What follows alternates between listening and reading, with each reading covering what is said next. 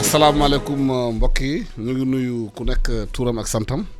di leen dalal ci studio ITV i rajo synchronisé comme nañ ko faral def bëccëg bu nekk bi mbas bi dooree ba léegi ci àdduna bi ak ci réew mi toog di waxtaan ak yéen waxtaan bi nag di ci woo ay kàngam yi xamante ne si xam màcc na si mbir mi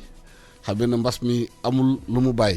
bàyyiwul vie sociale bàyyiwul vie culturelle bàyyiwul vie culturelle bàyyiwul lu bëri te xam ngeen ne fan yi ñu génn njiitu réew mi def na benn déclaration bu mu defee déclaration bi nag levé na yenn mesures yi xamante ne daf doon frappé lieu de culture maanaam fu ñu jullee te gis ngeen réaction yam ci église bi ñu si gën a bëri njàngu bi ñoom nee nañu dañu néggandiku di xaar ba ñu xool fi mbas mi di demee pour jël ay mesures de précaution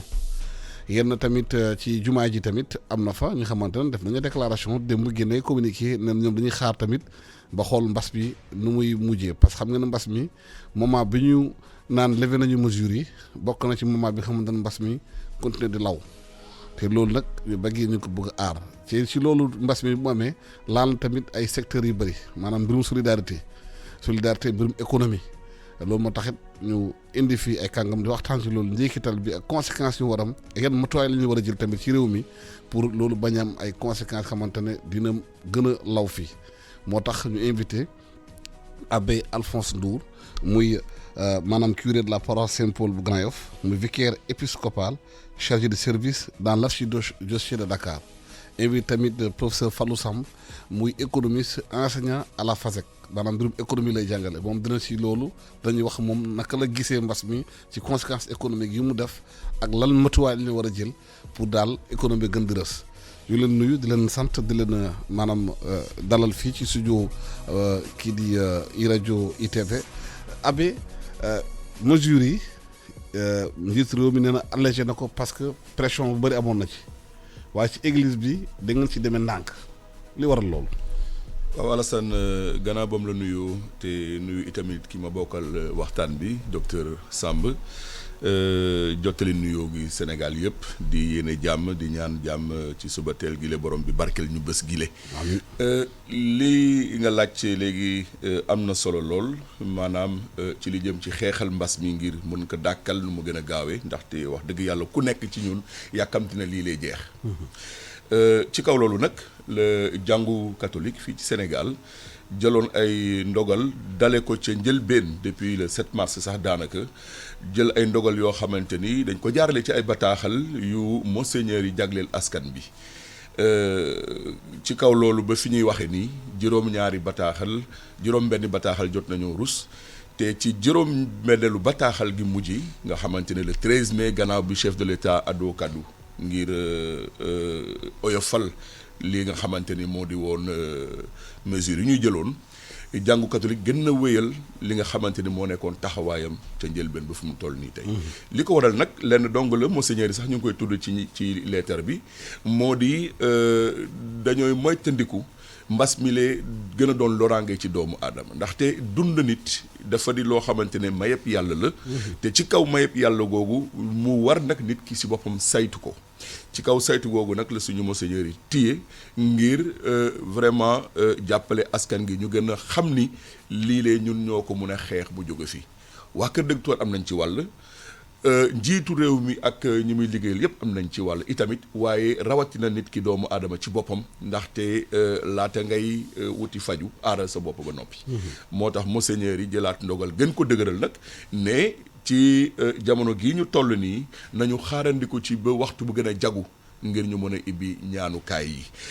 rawatina sax pèlerinage Popenguine waroon na am ci fan yi di ñëw. ci njeextewu weekendu 31 mai 1er juin la waroon doon waaye sax pèlerinage Popenguine boobu dañu ko dàkkal ba diggi jamono. kon loolu yëpp daal li ko wund moo di fexe ba mbas mi mun fee jóge nu mu gën a gaawe moo tax jàngu bi boobu ba léegi mu ngi taxaw. ànd ak gouvernement bi di xeex ñi nga xamante ne waa Kër Docteur la wasaarekatu xibaar yi ni ki yéen ngir gën a mën a ñaax askan gi ñu gën a mën a teylu li nga xamante ni moom mooy mbir mi lee nattu gi ñu yàlla teg te fas yéene ko fee jële it. docteur Samb noo jàngatee mbir mi ndax xam nga ne mesure bi njiitu réew mi jël na maanaam allégé nit ñi mën a dem julli te am na tey ajuma la te tey premier test bi la maanaam bu ñuy waxee loolu ba léegi am na ñu bëri ñoom gën nañu communiquer nañu parce que mbas bi ba léegi mu ngi law ñoom imam yooyu ak xalif yooyu nee nañu askan wi nañu togg ba xool fu ñu jëm te am na yeneen ñi xamante xëy danañu ubbi tey naka lañ ko mën a analyser. ok jërëjëf Thierno Alassane maa ngi lay nuyu di la gërëm di la sant ci invitation bi di nuyu ak di gërëm waa iRadio ak kilifa yëpp ak ñi fiy liggéey di nuyu sa auditeur ak téléspectateurs yi di nuyu sama xarit sama dëkkandoo ndax waa Grand Yoff la te moom mooy kii réew église Saint-Paul bu Grand Yoff di Abbé Ndour maanaam li nga wax noonu ci wàllu ubbite bërëbu jaamukaay yi mën nañ ko xalaatee ci xëy na ñetti fànn benn fànn bi mooy maanaam diine dafa nekk ci yuuxu sénégalais ak fu mu mën nekk nag dañ koy dund boo xam ne ànd ak benn vécu boo xam ne maanaam bu leen ko xañee rek ak lu mën a jariñ xañ bi nag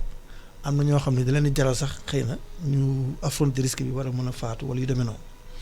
donc loolu dafay nekk benn élément boo xam ne nekk na en compte ci li njiitu réew bi def ñaareel bi mooy tamit donte diine nekk na ci yuuxu doomu aadama rawatina ci sénégalais dafay am lu ñuy wax esprit responsabilité mooy maanaam mbas mi mu ngi fi am na lu ciy dem am na loo xam ne ba tey mu ngi fi amaana xëy na cas yi mu ngi yokku waaye dafay nekk loo xam ne xeex bi dafa war a li ñuy wax multiforme nguur gi am na lu muy def yéen taskati xibaar am loo leen def waa jàngu bi waa diine am lu ñu def waaye sénégalais lambda ci boppam dafa am lu mu war a def en tant que responsable moom moo war a di sol masque moo war a def les gestes barrières moo war di def loo xam ne kii donc loolu dañ ko def ngir wax nit ñi bëggatuñ leen gàllankoor ci seen ngëm-ngëm waaye na ngeen ko def ak responsabilité loolu dafa nekk loo xam ne moom mooy li gën a lal décision bi maanaam ci wàllu chef d'état ñetteel bi mooy comme ni nga ko waxee am na ñu nar a ubbi am na ñu nar a ubbi te boo ko seetee loolu dafa indi rek ñaar yooyu la indi ñi nga xam ne dañu xool bu baax a baax seen esprit de responsabilité dañ naan kat donte may nañ ñu ko léegi ñun dañuy bàyyi pour le bien commun pour l'intérêt général dañuy xaarandi am na ñoo xam ne ñun kat namoon nañu lii ba bu ñu ko mayee donte ab porox ndoolo la donte am na ay risques sax ñu jéem a fexe duñ ko jëlee ñu ko jàngate donc pour man polémique outre mesure aajowu ci nekku ci mais substrat ak conscience sénégalais moom la président convoqué pour wax kenn ku ne na jël responsabilité am ñu def ko te man defe naa ni ñey ubbi jël responsabilité te def li nga xam ne mooy geste barrière yi ci wàllu nombre bi ci wàllu lim bi ci wàllu raxasu yi masque yi ak demee noonu loolu du wàññi dara parce que gis nañ ko ci yeneen réew ñi nga xam ne aussi dañu nar a toog loolu aussi esprit responsabilité la kon bu ñu ko def affaire un esprit confrontationnel mais nañ ko def esprit boo xam ne rek maanaam ni mbir mi tëddee ak ni doomu aadama rawatina Sénégalais ni mu bindoo moom moo indi loolu. Abbé esprit de responsabilité convoqué nañ ko est-ce que Sénégal fu ñu toll tembe nii gëm ngeen na yéen liggéey ak nit ñi tous les jours ci contact ak ñoom responsabilité boobu est-ce que am nañ ko mot nañ ko. waaw Alassane mën nañu jàpp ni Sénégal li ko yàlla may bëri na nañ ko santé ci kaw laajte gi nga tudd sànq mën nañu jàpp itamit ne Sénégalais am na maturité bu doy bu mat sëkk ba tax na ñu mun a moytandiku bu baax te wéy ci li nga xamante ne moo di kàddu jiitu réew mi li tax mu wax loolu nag mooy gis nañu sax ni comme ni ko docteur Samb waxee sànq ne may nañu ubbitewu bërëbu ñaanukaay yi waaye boo seetloo jamono yi yëpp gannaaw ba chef de l'État waxee ba noppi am na ay kàddu yu jip di naan déet nañu moytandiku itamit ba xam naka lay demee. kon loolu déjà firndeel na maturité boo xamante ni doy na mat sëkk ba ñu mën a jàpp ne ku nekk si ñun bu fekkente ne téye na boppam rek yaakaar naa ne lii lee ñuy yaakaar li ñu bëgg lii lee nga xamante ni moom la ñuy jéem a dab dinañ ko mën a jot maturité boobu aussi feeñ na ci yeneen anam ndaxte maa ngi fàttaleku ne mbas bi mu tàmbalee ba léegi am na ay initiative personnelle yu bëri yoo xamante ni ñu ngi koy gis ci biir réew mi am na ay jéego yu bëri yoo xamante ne ay ndaw ñoo ko fi def ca njëlbeen ba déjà dégg naa ay waxambaane yu def ay respirateur ci benn université fii ñii di def yeneen i jumtukaay yoo xamante ni dañu mën a may ba mbas mi lee ñu mun ko dund nu mu gën a oyofe kon am na quelque part mun nañu tudd ne sax mbas mi xëy na naam métit la jafe-jafe la waaye am na lu baax lu muy jur ci biir askan bi donc maturité boobu ngay tudd noonu mën nañu jàpp ne sénégalais doylu na ko bu mu mat sëkk ndaxte ci jëfinam ak ci waxinam gis nañu ne moytundiku boobu mu ngi am sénégalais nag bëri na wax lool waaye bu ful ak fayda yegsee gis nañu ne itamit def ciy farlu bu baax a baax yàlla jàppale ko ci mun cee génn. waaw dañ gis nañ ci mbas bi nag. laal na secteur yu bëri. te secteur yi mu gën a laal mooy secteur économique. te économie Sénégal ku ko wax naan secteur informel. am na xamante ne pratiquement 97% sénégalais yi entreprise yu bëri ci la ñu yëngu. te ñu ngi nii di waajal nawet bi. gaa nee nañu ñi xamante ne dañoo bëgg a béy dañu ubbi yoon bi pour ñu dem béy. mais déjà conséquences yi mu def ci ñoom naka lañ koy mën a jàngate. waaw conséquences yi mu def ci ñoom moom mooy mu def ci réew yi yëpp ndax yàlla dafa dogal crise bi nii li ñuy wax crise multiforme la dafa bari ay pàcc. naam dafa yëngu rek déparé ci wàllu wér-gu-yaram muy coronavirus bi waaye bi coronavirus bi ak ni feebar bindoo dafa dem ba laatikaaf wala xëy na mu tënk lu bari ci li nga xam ne moom mooy koom-koomu réew mi te booy seet koom-koomu réew mi comme ni nga ko waxee lu ci ëpp ci secteur informel bi la bokk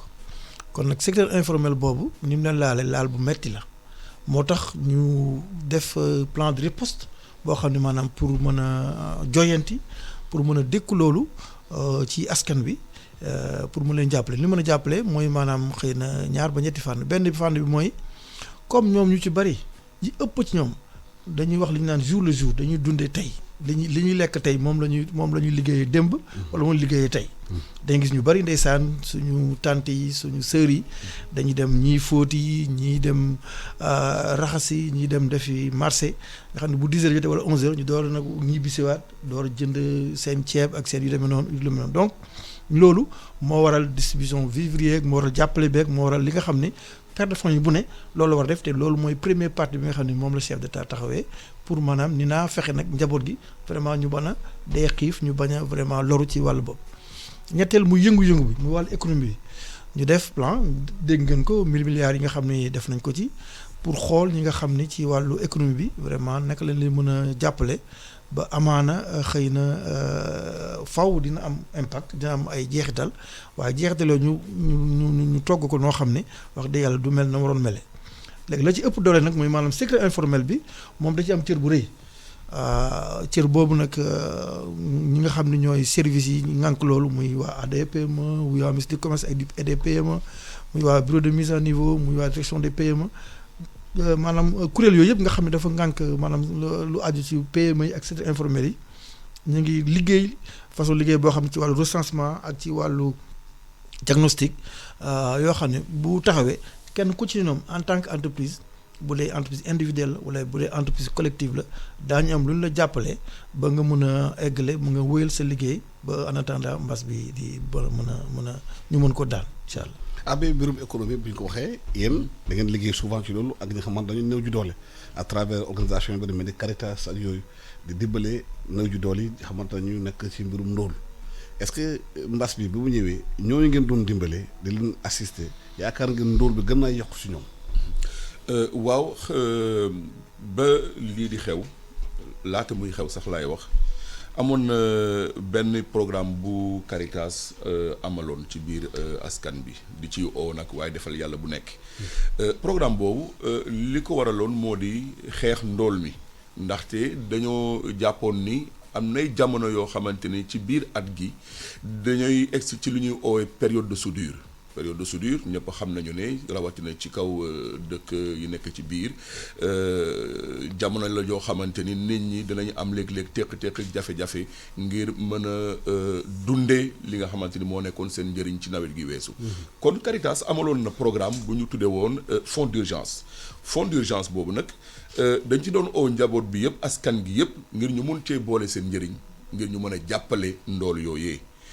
ñu dox ba diggi jamono mbir mi la fekk si ñu ñu gën a dëgëralaat nag li nga xamante ni moo nekkoon fonds d'urgence boobu ndaxte xam nañu ne muy ca teeru yi muy ca dëkku ci kaw ya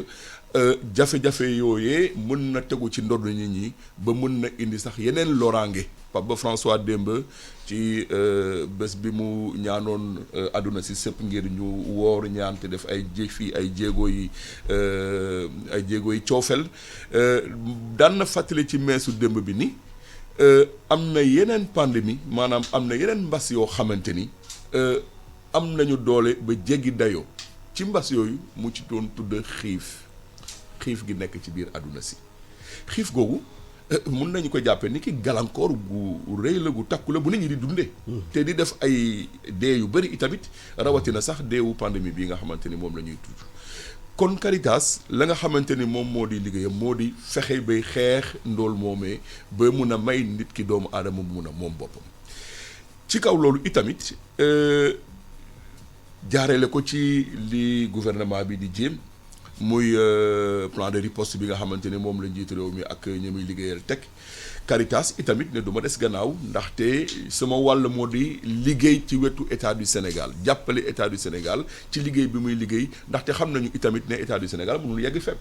donc ci kaw loolu la Caritas ne comme noonu la nañu fexe ba jàppale liggéey bile ba ñu mun a oyofal itamit jafe-jafe ñi nga xamante ne ñu ngi dund ndool moomee ba mun leen a jàppale ci wàllu distribution ci wàllu vivre lu ñu dunde ci wàllu jàppale itamit ci paj mi sax ak yeneen xeetu jéego yoo xamante ni wax dëgg yàlla may na doomu aadama bi mu mën a gis boppam maa ngi fàttali nii njeextewu koor bu nekk ndaxte xam ngeen ne suñu koor bi ca jamono gee weesu la jeex njeextewu koor gu nekk chef de l'État daan na def benn geste boo xamante ni daf ko doon jagleel jàngu catholique ngir dimbale nit ñi ñu mën a def seeni ngalax alors bi li yegsee fii moom ci boppam oote na ne yéene bi mu bëggoon te mu ko doon def at gu nekk daf koy wéyandi daal di jël enveloppe bu takku daal di ko séddale diggante diocèse yi gannaaw diocèse yi bu ñu waxtaanee ba noppi ci loolu ñu jàpp ni fekk lii lee ngir ngalax la woon te xam nañu ne ngalax du am ren nañu jël koppar googu daal di ko jagleel miskin yi ndaxte leer na ni am na fu bëri foo xamante ni xëy na effort chef de l'État du fu mën a yegg comme Caritas yàgg nay liggéey ci wàllu googu ñu ne nañu xaarandi ba xam gannaaw lii bu ñu ko séddalee ba noppi naka la ñuy càmbaree la nga xamante ni xëy na des na te gis ñu ci seen bopp ñu mun ci leen jàppale. waaw mais foofu laa la bëggoon laaj est-ce que justement nguur gi bu mu tëralee plan di dimbale nit ñi maanaam yóbbu leen aide alimentaire est-ce que liggéey na ak yéen waa Caritas parce que xam ngeen terrain bi pour maanaam ndimbal bi mun a yegg fu mu war a yegg. parce que dëgg nañu bëri ñuy wax ndimbal bi jaar na ni jaar na lale est-ce que seen carnet bi ngeen yor ak seen données yi ngeen yore liggéey ngeen ay yéen pour maanaam du ñuy war a dimbal nit ñi egg si ñoom réellement. waaw fi mu toll nii ñun ñëpp xam nañu naka la ñu tëralee plan de riposte boobu xamante ne dañ ko dénk it ay kàngam yoo xamante ni wax dëgg yàlla seen mën-mën ak seen xam-xam màcc na ci wàllu googu Caritas nag lii di liggéeyam moo di mën a jàppale état du Sénégal te saay bu ko état du Sénégal oowee it dina ko fekk si li nga xamante ne moom la bëgg fi ñu toll nii tey jàppaguma en tout cas amaguma information bu ma leer ni état du Sénégal jege si na waa Caritas ngir sàkku ci ñoom jàppale ci wàllu googee waaye ba léegi weesuwul ñu mun cee jàpp ndaxte ni ma ko waxee sànq. ñu ngi wéyandi di càmbar di xool di gëstu ni nga ko waxee am nañu expérience boo xamante ne mën nañoo may ñu xool vraiment li nga xamante ni foofu la lajjee ñu daal di jàppale fi nga xamante ni foofu la sooxee kon liggéey boobu nga xamante ne moo ñu war ñu ngi koy def doonte sax xëy na oo ñu ci parce que dafa di wareef ci ñun. wareef la ñu mën a dimbali miskin bi ñu mën a dimbali doomu aadama ci jafe-jafe teq-teq yi mu munti am kon ci wàllu googu mën naa sax jàpp ne nit ki sénégalais bu nekk waroon toogee xaaruñu ci état parce que xam nañu ne suñu moomeelu bopp la ñoo ko moom ñun ñëpp bokk ko ci kaw loolu nag wax dëgg yàlla saay boo xamante ni oo nañu ci Caritas pour jàppale dinañ ci def motuwaay yi ci war. professeur Samb gis nañu maanaam bi jafe-jafe yi xewee amoon na déjà ñu ndóol suñu réew yi te dafay gën a yokk ndóol mi te dañoo constaté suñu réew mi lépp lu ñuy lekk dañ koy jeegaani est-ce que yaakaar nga dem mbas bi ñu nekk nii war naa mun a yee ñu jiiti réew mi ak ñu nekk ci réew mi pour ñu xam ne réew ak indépendance am dafa dépendre ci lu mu béyee dundal boppam. waaw moom de xam naa ne ma àbb rek xëy na benn slogan bu yenn ci seen naatangoo yi di wax naan diw dafa yeewu ci fajar maanaam ci fànn boobu mën nañu président moom dafa yeewu ci fajar ndax président bu mu toogee rek la indi programme d'autosuffisance alimentaire te boo seetee programme d'autosuffisance alimentaire boobu ci fànn yi ma bëgg a wax ni am nañ ci succès boo xam ne am na solo donte am na lu des bi ci jëkk mooy wàllu ceeb Alassane boo seetee budget Sénégal boo xoolee importation yi dina coûter entre 300 et 600 milliards ci ceeb rek Sénégal mooy juróom-benneelu réew àdduna ci ku ëpp kii li muy jéggaani ceeb loolu record la boo xam ne wax dëgg yàlla mënoon nañu ko bañ a am donc moo taxoon président teg donc PRACAS ak programme yi nekk tout yëpp autour de PRACAS pour que ñu mën a am autosuffisance en riz mais autosuffisance boobu en riz ñu ngi ko doon atteindre en 2017 atteindre ñu ko ngir ñaari problème au moins benn bi mooy donte production bi dem na ba egg à 1,5 million tonnes te boo defee 1,5 million tonnes de riz paddy boo koy seet di ko defar maanaam lu mu bon ba dina nekk entre 600 et 800 000 tonnes mooy li Sénégal soxla ñaare dëgg-dëgg ci wàllu fànn boobu mais la nga xam ne amu ko mooy maanaam ñay bay dëppoo ak waa ministère agriculture ñoom la ñuy def ak ñi nga xam ne ñoo koy distribuer dëppoo wàllu ministère du commerce dañ dul waxante duñu téléphonante duñu jokkoo bu ko defee mooy waral bu dee pomme de terre bi bu dee soble bi bu dee ceeb bi lu bëri dafay des ci àll bi dafay des ci tali bi dafay des ci kii parce que amul coordination bi nga xam ne moo ci war a mais président intrant yi mu joxe ak subvention yi mu joxe matale na ko ba daaw ak mi ngi woon ci ay 20 milliards ren mu ngi ci 40 milliards yoo xam ni joxe na ko pour que lépp li nga xam ne mooy jumtukaay yi ñu mën ko defal ci mbay bi donc loolu mooy benn problème bi nga xam ne moo gàllankoor beneen bi nga xam ne moo gàllankoor mu ceeb bi ak yeneen yi nga xam ne moo waral moo tax ba du ñu egg ci foofu mooy maanaam teefanke yi ñi nga xam ñoo ne ci diggante bi ñoo gën a gàllankoor liggéey bi parce que ñoo nekk diggante ñay bay ak diggante ñi nga xam ne ñoo koy soxla ci suñu kër yi ak yu demee noonu ñooñu ñooy fexe ba soit ceeb bi du ñëw soit ceeb bi du egsi wala boobu bu egsi dina seer boo xam ne dem jënd ceeb bu ñuy jéggaan mooy gën a yomb jënd ceeb bale est-ce que loolu responsable nguur gi. waaw responsable nguur gi la organiser affaire yi. organiser affaire moom laa lay wax ni. muy ministère du commerce ak ministère de l'agriculture seen doxalin ak seen coordination loolu nguur gi la teefanke yi ni ci biir muy intermédiaires yi mais intermédiaire de trop dafa am ay li ñuy wax rigidité structurelle maanaam intermédiaire yoo xam ne dañu laxas jaan ci mbir mi ba nga xam ne lu ñu indi ci wàllu intrant ñoom du egg si la mu war a egg si wala du egg si ci mbay mi fa mu dem lu ñu indi aussi ci wàllu organisation duñu egg see noonu ci wàllu nit ñi ko war a jëfandikoo aji consommateurs yi parce que ñoom ñoo ci laxas yoo xam ni seen ay rente ak seen ay profit yoo xam ne dafay jéggi tey loolu moo waral loolu mais fi mu nekk nii Sénégal am na moyen ci fleuve Sénégal ak ci Anambé au sud donc au sud et au nord pour mën a am vraiment autosuffisance alimentaire man démb rek maa ngi waxtaan ak koo xam ne mi ngi waaj a defar 2500 hectares de riz pour justement soobu ci liggéey boobu pour war a mën a ak bien sûr jàppale état ñu mën ko def donc loolu am na boo ko seetee soble bi loolu am na boo ko seetee ci pomme de terre bi loolu am na soble bi moo xaw am tuuti kii mais am nañu production bi war a mën a tax mais ñu mën a couvrir besoin yëpp waaye yooyu ma la wax noonu moo war tax na ba xëy na peut-être du egsi ni mu war a egsi bu dee pomme de terre moom lépp lu ñu soxla te ñu ko daan jéggaani bitim réew loolu am na. waaw mais parce que fu ñu toll nii tembe ñi nga xamoon ñu ngi defar soble defar pomme de terre defar loolu nga wax loolu ñu ngi yuuxu parce que nee nañu seen i mbéy ñu ngi koy yore récolté nañu xamuñu fi ñu koy jëlee oto amul dara amatul ñu ngi doon laaj lan moo tax nguur gi du mu doon defar aide alimentaire bi sooraalewul légumes ak yooyu ci loolu comme ça ñooñu mën a jënd seen i li ñuy jaay puisque mëntuñu ko jaay feneen ñu boole ko ration alimentaire bi. waaw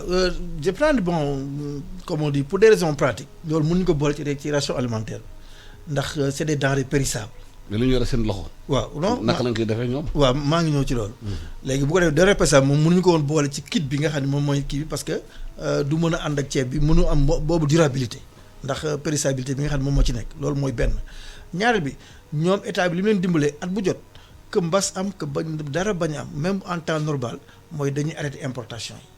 bu ñu arrêté jéggaane bi bàyyi leen ñoom li ñu bay ñu mën koo jox nit ñi mën koo jëfandikoo ba keroog muy jeex wala seen saison di jeex ñu door a tàmbalaat nag. jéggaane xam loolu day fekk nga am oto yi koy yóbbu. waaw fekkee ne béy nga amoo ko ko yóbbu ci marché yi. léegi nag loolu mooy problème bi loolu du wàllu nguur gi loolu mooy problème mu maanaam teefanke yi ma lay wax nii teefanke yooyu ma lay wax nii ñoom ñooy ñëw wala ñoom ñooy bañ a ñëw pour jëndi loolu ci kaw non pas li nit ñi soxla ci biir àll mais ñoom la ñu soxla ñoom ci wàllu profit nga xam ne tey jii mën nañ gis koo xam ne am na 100 tonnes de pomme de terre wala am na 50 tonnes de soble ñoom nañ koy jënd anam yi ñu koy jënde ak moment bañ koy jëndee loolu mooy tax ba du ci bëri muy des ci ñoom moo waral état créé lu ñu wax ARM agence de régulation des marchés nga xam ne moom justement organisation boobu ngay wax moom mooy liggéey loolu ànd ak producteurs yi ànd ak kii mais dafa am loo xam ne ay rigidité la maanaam dafa am loo xam ne ñoom maanaam boo koy seet ay vraiment ay rentier lañu ñoom ñoo yàq marché bi ñoo yàq distribution ba nga xam ne il faut ñu defaat ci beneen toogaay comme ni ñu defee nii actuellement ci mburu mi ak yu demee noonu maanaam mbas mi abbé wax na ko sànq dafa war a nekk occasion la boo xam ne nguur gi mi ngi ciy saytu loo xam ne tey ji bu ñu ci jógee dérèglement yi amoon yëpp yu ci bëri dañ ko adressé noo xam ne wax dëgg yàlla dëgg-dëgg xaalisu nguur gi dina egg fu mu egg ci béykat yi te itam lay nit béykat yi bay mën a egg ci ñun ñi te nekk du am benn gàllankoor wala ba gàllankoor bu rëy. abe fépp foo mën nekk ci àdduna mooy nga nekk njàngu bi nga nekk ci religion boo mënta nekk boo bëggee topp yàlla il faut biir bi am bu ci nekk. parce que bu ci nekkul doo boo kabare ou bien boo teg ci église bi boo jullee sax yow da nga doo xam na ngay wax. Sénégal 60 ans am na ko ñu am indépendance ñu kon ne bële di jeegaan nañu lekk. est-ce que loolu yaakaaroon ni lajj la ci mbirum politique souveraineté alimentaire ak sécurité alimentaire réew mi. parce que boo sànq wax nañu waxu mbirum vivre de soudure te loolu ci réew mi normal am suuf am ndox am lépp warul nekk. waaw sa laajte bi am na solo loolu Alassane waaye bëggoon fàttali rek ni suñu réew yi mën nañu jàpp ne donte sax am nañu juróom-benn fukki at bu ñu moomee suñu bopp ba léegi ñu ngi wéyandi di dox di dëgëral seen i tànk ci jéego yu bëri nag man bokkuma ci ñi nga xamante ni dañoo yaakaar ni xëy na ba ñu jëlee indépendance ba léegi fu mu nekk nii mbir mi dafa yéex wala egg gu ñu fa ñu waroon egg si naam dëgg la. am na ay jafe-jafe am na fu mu laaj yi am na foo xamante ni yenn jëfin gi yenn doxalin gi may ñu gën a gaawe na mu waroon gaawe waaye nag nañu saytu itamit ni réew boo gis ci juddoom ci soxikoom ak itamit ci fu muy jëmee askanam am na jaar-jaar yoo xamante ne faw mu jaar foofu dëkk yi nga xamante ni tey ñu ngi ne ci wàllu koom ak ci wàllu boo mënti gis dëgër nañu ci moom nañu seen bopp dafa am fu ñu jaar itamit foo xamante ni wax dëgg yàlla progression la bu leen may ba fi mu toll nii tey ñu mën a jàpp ne moom nañ seen bopp ci wàllu gu nekk donte sax mënoo moom sa bopp de manière totale de manière générale ba wëral lépp daal maanaam waaye am na nag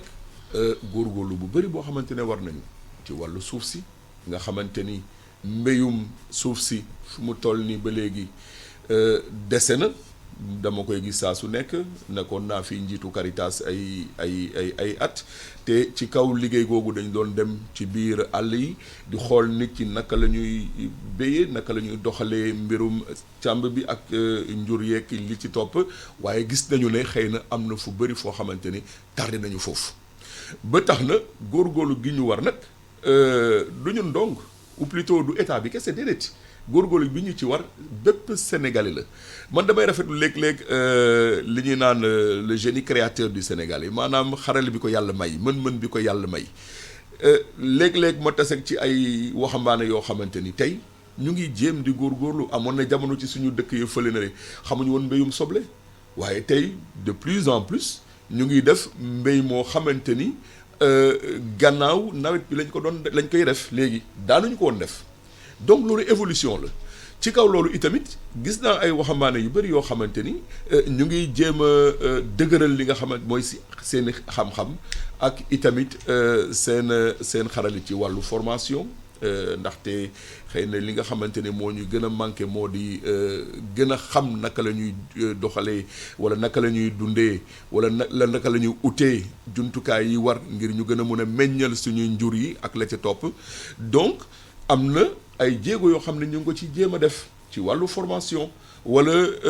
ci wàllu investissement ba ñu mën a gis ci suñu bopp ci li nga xamante ni moo di suuf si wala moo di napp bi wala moo di sàmb bi. maa ngi fàttaleku ba ñuy béy ba léegi fu ñu toll nii jumtukaay yaa ñu doon béyee la ñuy béyee ba tey. kon am na foo xamante ni xaw na fa sooxe. culture bi nga xamante ni maanaam mbéy mi nga xamante ni mbéy dunde la ci suñu réew war nañu ko wéyal mu doon mbéy boo xamante ni dinañ ci naatal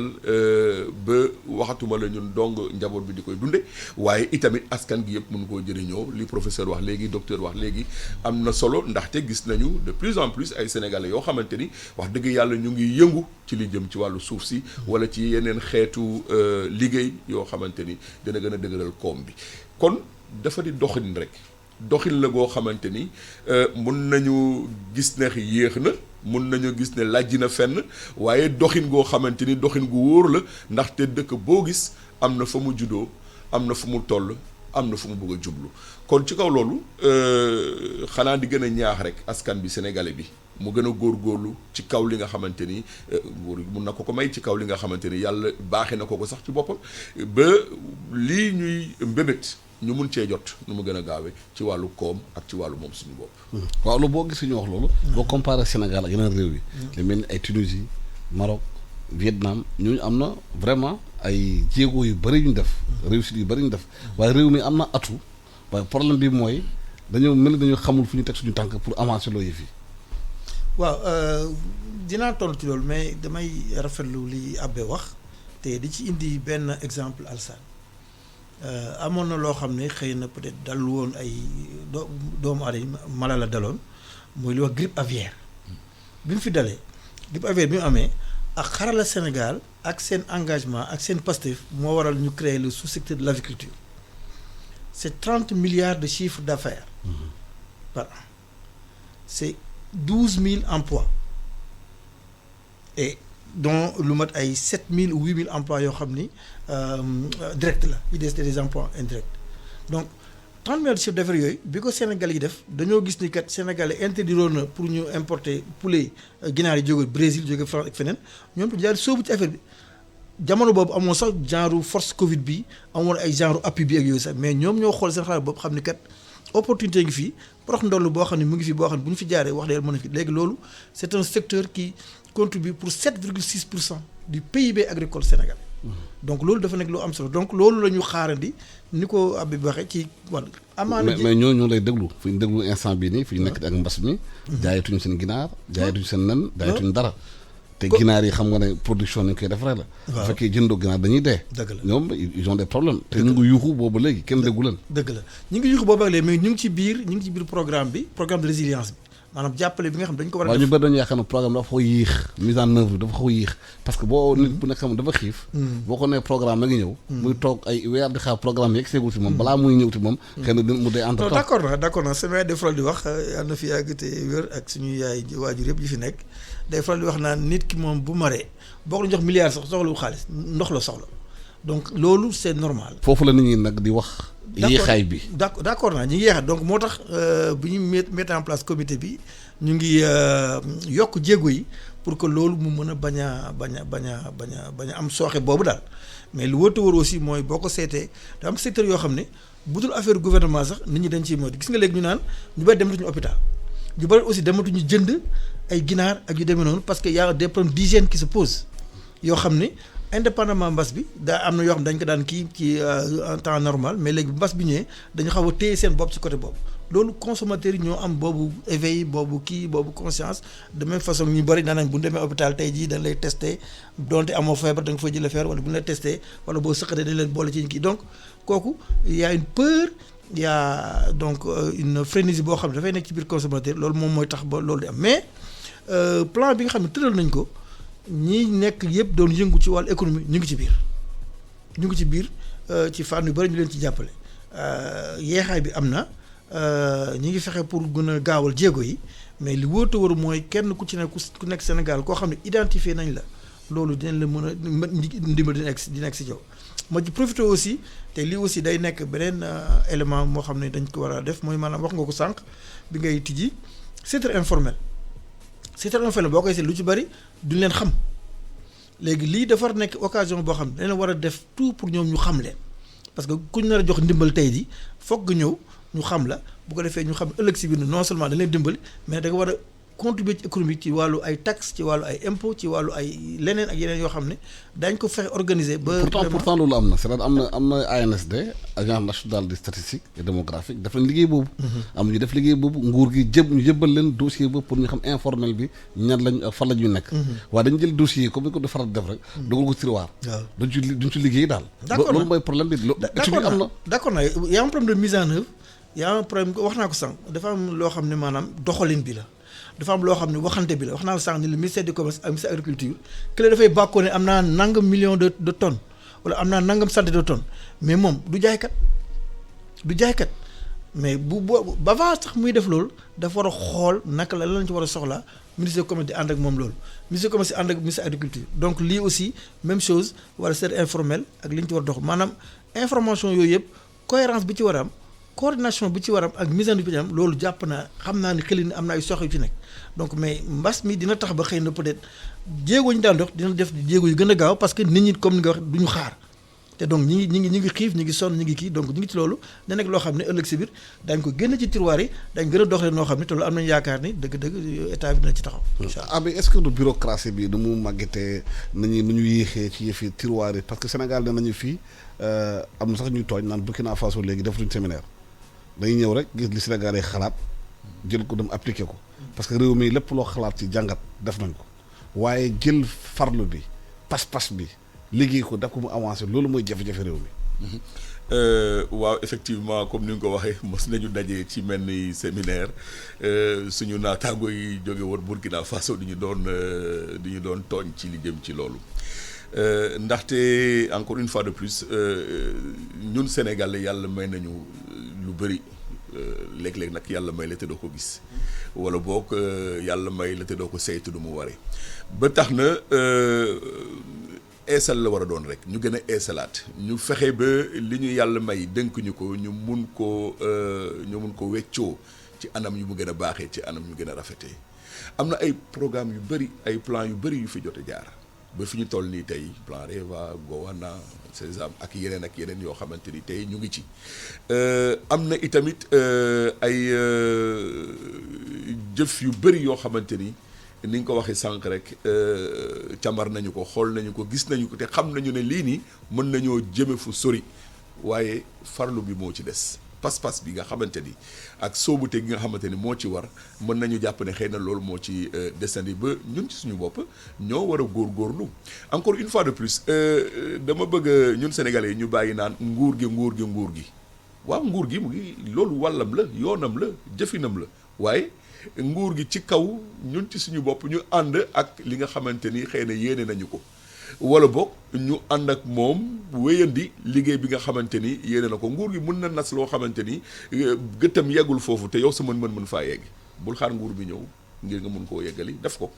bu loolu weesoo itamit ñu war a góorgóorlu parce que li nga wax am na solo maa ngi fàttaleku jamono daanaka man damay teel a jóg ma amoon benn rendez-vous ci benn bërëb boo xamante ne bërëbu liggéeyukaay la public. maa ngi fa yegg si 8 heures ba ma yegg see 8 heures ma toog di xaar 9 heures la ki nga xamante ne moo war a defar bureau yi pare liggéey 9 heures et demi ki nga xamante ne moo war a dalal nit ñi di doog a egg si daal di jéem a wut fu mu ndekkee laata muy commencé liggéey 10 heures daanaka jot na. perte nga ci temps bu bëri. muy loolu muy leneen itamit ci farlu gi nga xamante ni war nañu ñun sénégalais ñu gën cee góorgóorlu ngir ñun la suñu njëriñ la du njëriñu kenn balaa muy jëriñ kenn ñun lay njëkk a jëriñ réew mi ba wax dëgg yàlla li nga xamante ni moom la ñu cee bëgg moom lañ cee nam ñu mën ko jot njiitu réew mi ak ñi muy liggéeyal nag mun nañuy di digle di joxe ay ndogal waaye njiitu réew mi mënul nekk ci ginnaaw sénégalais bu nekk moo tax responsabilité bi muy oote ñun ñëpp xamal suñu bopp ne lii nii moo ñu mën a jëmale kanam dañ cee mën a war farlu farlu ci du dong ci mbas mi waaye ci ak mun naa wax ne ci dund gi yëpp ci lépp li nga xamante ne daal war nañ koy mën di liggéey. waaye exemple daam solo boo jiitee réew. ou bien nga nekk si jiit réew mi yaa war a mun a exemple bi d'abord nit ñi topp ko. parce que boo jiitoo boo wonewul li xamante ne moo tax dañuy topp la topp moo tax yéen ci njàngu ji boo leen defee dara nañu dañ koy naw parce que da ngeen nekk exemple. ci lu bëri. waaw ma jox la beneen firndeel rek ni ñu ko waxee sànq ñu ngi dëkk fee Grand Yoff ñu gis ne am na lu bëri loo xamante ni mun nañ ko jéem a eesal mun nañ ko jéem a fexe ba mu mun a gën a jëm kanam gën a mun a jëriñ askan bi da nga koy xoole ci circulation bi ci biir Sénégal am na ay jéego yu bëri yoo xamante ni ñi saytu wàllu circulation bi muy tàkkatu der yeeg ñëpp ñi di liggéey ci wàllu sétude ak yeneen ñu ngi koy jéem a def ngir gën a oyofal li nga xamante ni mooy embouteillage yi fi mu toll nii moom embouteillage bi bëreetul ndaxte voilà mbas bi jaar na fa waaye nag da ngay gis li ñuy jéem a teg ngir mën a yar askan gi ñu mën a jaar yoon waaye da ngay gis kenn boo xamante ni fi ñu tegal li mu war a jaare ak fu mu war a jaare mu mooy ko ba noppi xëy na nit sax mun na ko àddu ci principe responsabilité ne sëñ bi li ngay def nii aajuwul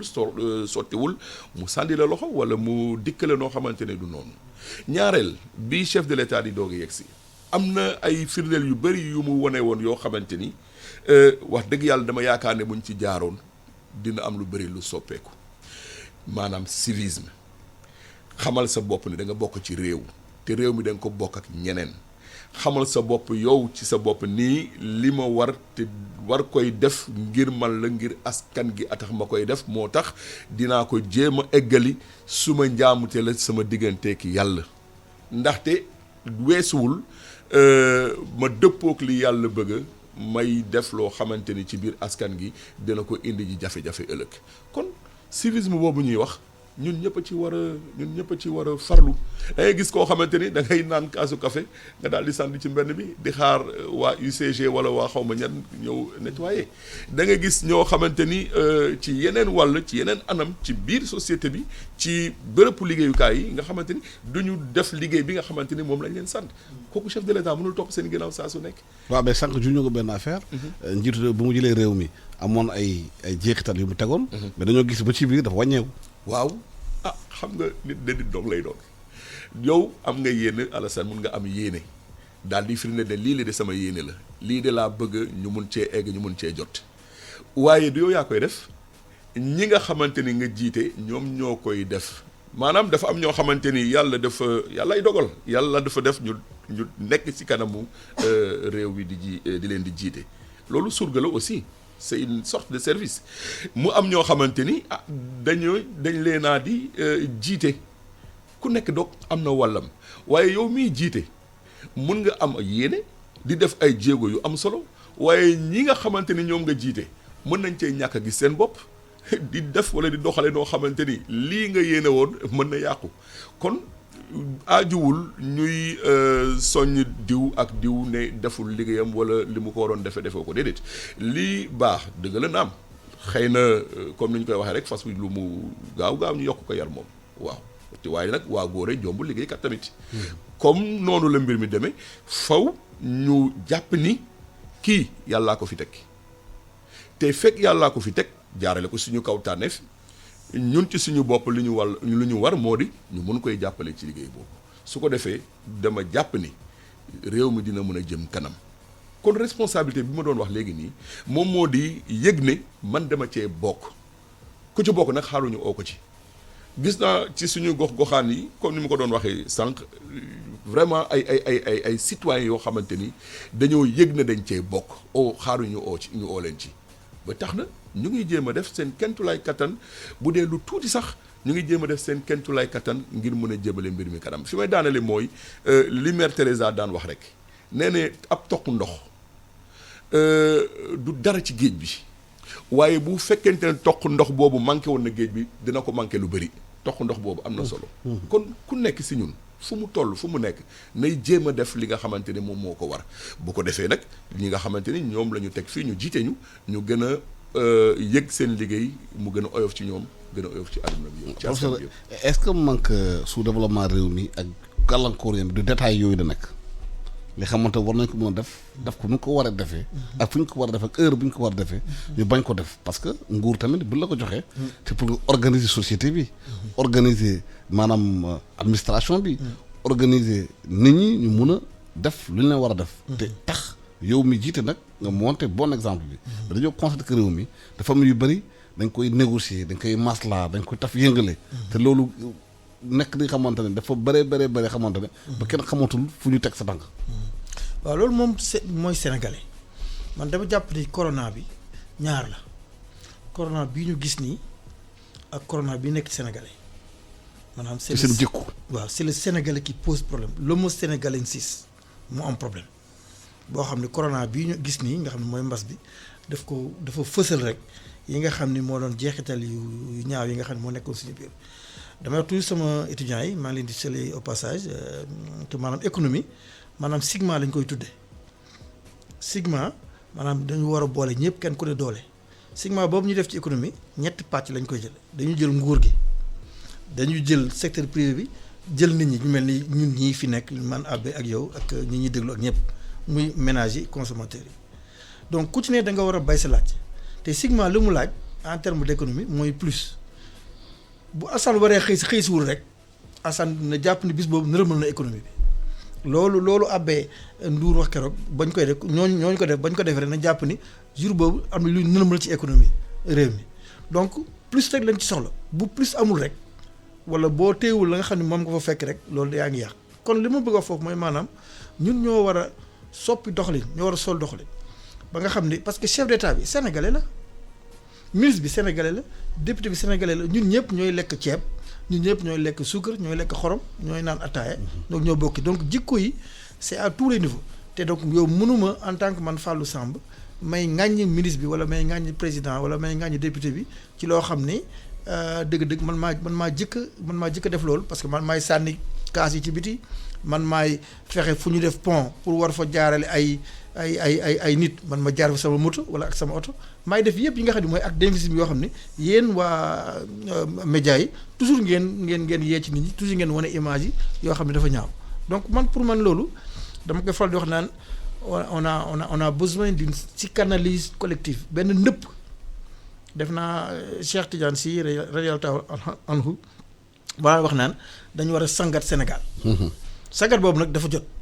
xëy na ñu ngi ko doon def ci ay benn kii matagul yu dem noonu mais maanaam sangat boobu nag kenn ku ne da nga wut sa lekkatu bopp ak sa toq ndox boobu boo xam yaa koy sangal sa bopp bu ko defee bu ñu sangandoo ñu ñëpp sang réew mi xëy na amaana lu ñu bëgg a def bu ñu génnee ci mbas bi ak yëpp yi nga wax nii nga xam ne moom mooy yi war a jooyanti bu ñu ko jooyantee dina mën nekk njëriñ mais quand il s'agit de l'individu quand il s'agit d'une personne mënoo dagg bopp yi li nga mën rek mooy yar boobu ensuite donc loolu nag dafay nekk loo xam ne nag du doon luy gaaw du doon luy kii tey léegi dañoo toll ci jamono boo xam ne c'est le temps de la vitesse c'est le temps de la communication c'est le temps de la yooyu nag day tax ba du mën a ànd ak le temps de la politique au sens large politique grand P du ànd ak le temps donc de l'économie du ànd ak le temps de la distribution du ànd ak le temps de l'organisation moo waral loolu mais nekk na loo xam ne ñun Sénégalais na ci kenn ku ne bu mu xool ni chef d'état moo ko def kenn ku ne bu mu xoolee Alassane moo ko def mais kenn ku ne na xool man lan laa war a def boobu Alassane defee mu gën a baax. waaw parce que sànq Abbé juju na ko programme yi bari na ci réew mi kenn mënu ko compter. programme REVA programme Gowana ci lu bëree bëri ci yooyu yëpp dafa doon xëy na njeexital bi dafa waroon dimbale réew mi ñu dépassé benn stade. wala ñu xool programme yi dañ koy teg ñu defar ko duñ ko évaluer. duñu xam lan la échoué dañuy yeewu rek duñu dëggate programme bi. par exemple boo demee léegi ci programme REVA. investissement yu bëri ñu def. étranger yi xëy na ñoo koy jëlaat initiative yi xamante ne espagnol yi. léegi ñu ngi jëlaat pratiquement lépp luy defoon espagnol yi bu ñu ñëw di jëlaat da nga xamante ne Sénégal yi ñu si waroon liggéey. loolu problème la. waaw te xaalis bu ñu ci dugal alors réew mi la sa impôt la sama impôt la impôt ñëpp la. mais lan moo tax yooyu day am échec tout le temps. non li tax may am échec encore une fois benn bi mooy sénégalais comme ñun ñi fi nekk ñëpp sénégalais. waaw mais Sénégal da nga koy yar. waaw maa ngi ñëw ñu jox réew mi ñoo war a. voilà réew mi ci yoon. voilà donc loolu mooy benn bi ñaareel bi mooy yi nga xam ne dañ koy teg te encore une fois sànq dama la wax ni maanaam malgré li ñu dugal ci mbay mi muy ci wàllu pomme de terre muy ci wàllu soble muy surtout ci wàllu ceeb ak ci wàllu gerte ñaar yooyu ñooñu daanaka ñoo ŋànk Sénégal te Sénégal tant que maanaam mbay mi du ko développé ñun réew mi du développé wala sénégalais yi du ñu développé taux de croissance bi nga xam ne dañ koy wax foog mu nekk taux de croissance boo xam ne inclusive maanaam day jógee ci ñun te loolu pour mu jógee ci ñun 70% yi nga xam ne ci ñun ñoo nekk ci mbay mi mbay moom moo ñu war a dundal moo la ñu war a dundee mais Alassane li gën a li yokk tax depuis vraiment président Wade ak Goana ak REVA ak yooyu yëpp ba ci tey PSC bi ak yooyu PRACAS ak yu demee noonu li tax ba loolu doxul ay Sénégalais yu mel ne yow ñoo tax doxul parce que dafa am Sénégalais yoo xam ne ñooy capter subvention yi bu président décidé ni quoi dinaa def 1000 tracteurs am na ñuy am ci tracteurs yoo xam ne waruñ cee am. mais xam nga nguur bu jëloon décision. d'accord génnee ñëw ci kii bi dina ko mën def xam na ko bu baax xam na bu baax ñan ñooy capter affaire bi. waaw te du ci jël ay war parce que xëy na ay grands électeurs lañu ba dañ koy indil ay voix muy xaraat beneen élection bu war a ñëw. waaw donte sax xam nañ leen mais man déjà. bu fekk waaw non donte sax xam nañ leen donte nguur gi xam nañ leen bu ñu identifié ni kii Fallou Samb la mais am na problème mooy maanaam Fallou Samb ci moom moo warul sax fekk fu ñuy bokkantee semence. boo defee fu ñu bokkantee tracteur. parce que Fallou Samb am na moyen wala nag donc avant ñu koy génne day am loo xam ne yow avant ñu la koy wax yow boo dee nite tey gor donc dafa am loo xam ne yow doo xaar bu ñu wax la ko yaa nga xamoo sa bopp nga bañ a kii donc mais problème mooy buuxante bi nga xam ne mooy am ak captage ak rente bi nga xam ne moom la ñu jël ba subvention yi du egg fu mu war egg ba aussi ñi nga xam ne bu ñu xasee bay ba pare muy gerte gi muy loolu la mu war a dikk ci wàllu njëg bu ñu waree fay par exemple 210 francs ay 150 francs la ñu koy jënd wala parce que dañuy exploiter misère yi nga xam ne moom la Sénégal bi ne donc loolu da ci am loo xam ne état am na jumtukaay pour def ko wala nanga mais pour mu yéeg ci kaw état ak pour mu matale loolu faw day yeex moom la abbé wax doxin bu yeex la mais identifier nañu yooyu yëpp gis nañ ko def nañ ko tey yaakaar naa ci biir mbas bi am na ci biir programme résilience bi nga xam ne def nañ ko am na ay mesures yoo xam ne wax dëgg yàlla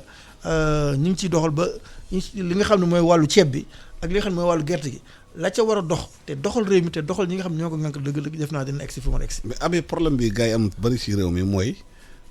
suñu maal dañ ko jañul si xam ko xam suñu feebar lan la li tax réew mi doxul fa muy suuxi xam nañ ko bu baax. waaye jël décision changé ko indi rupture bi loolu mooy jafe-jafe bi. loolu mooy jafe-jafe bi moo tax nguur gi war nañu cee mën a jàppale bu baax Alassane mosuma woon toog ba xalaat ni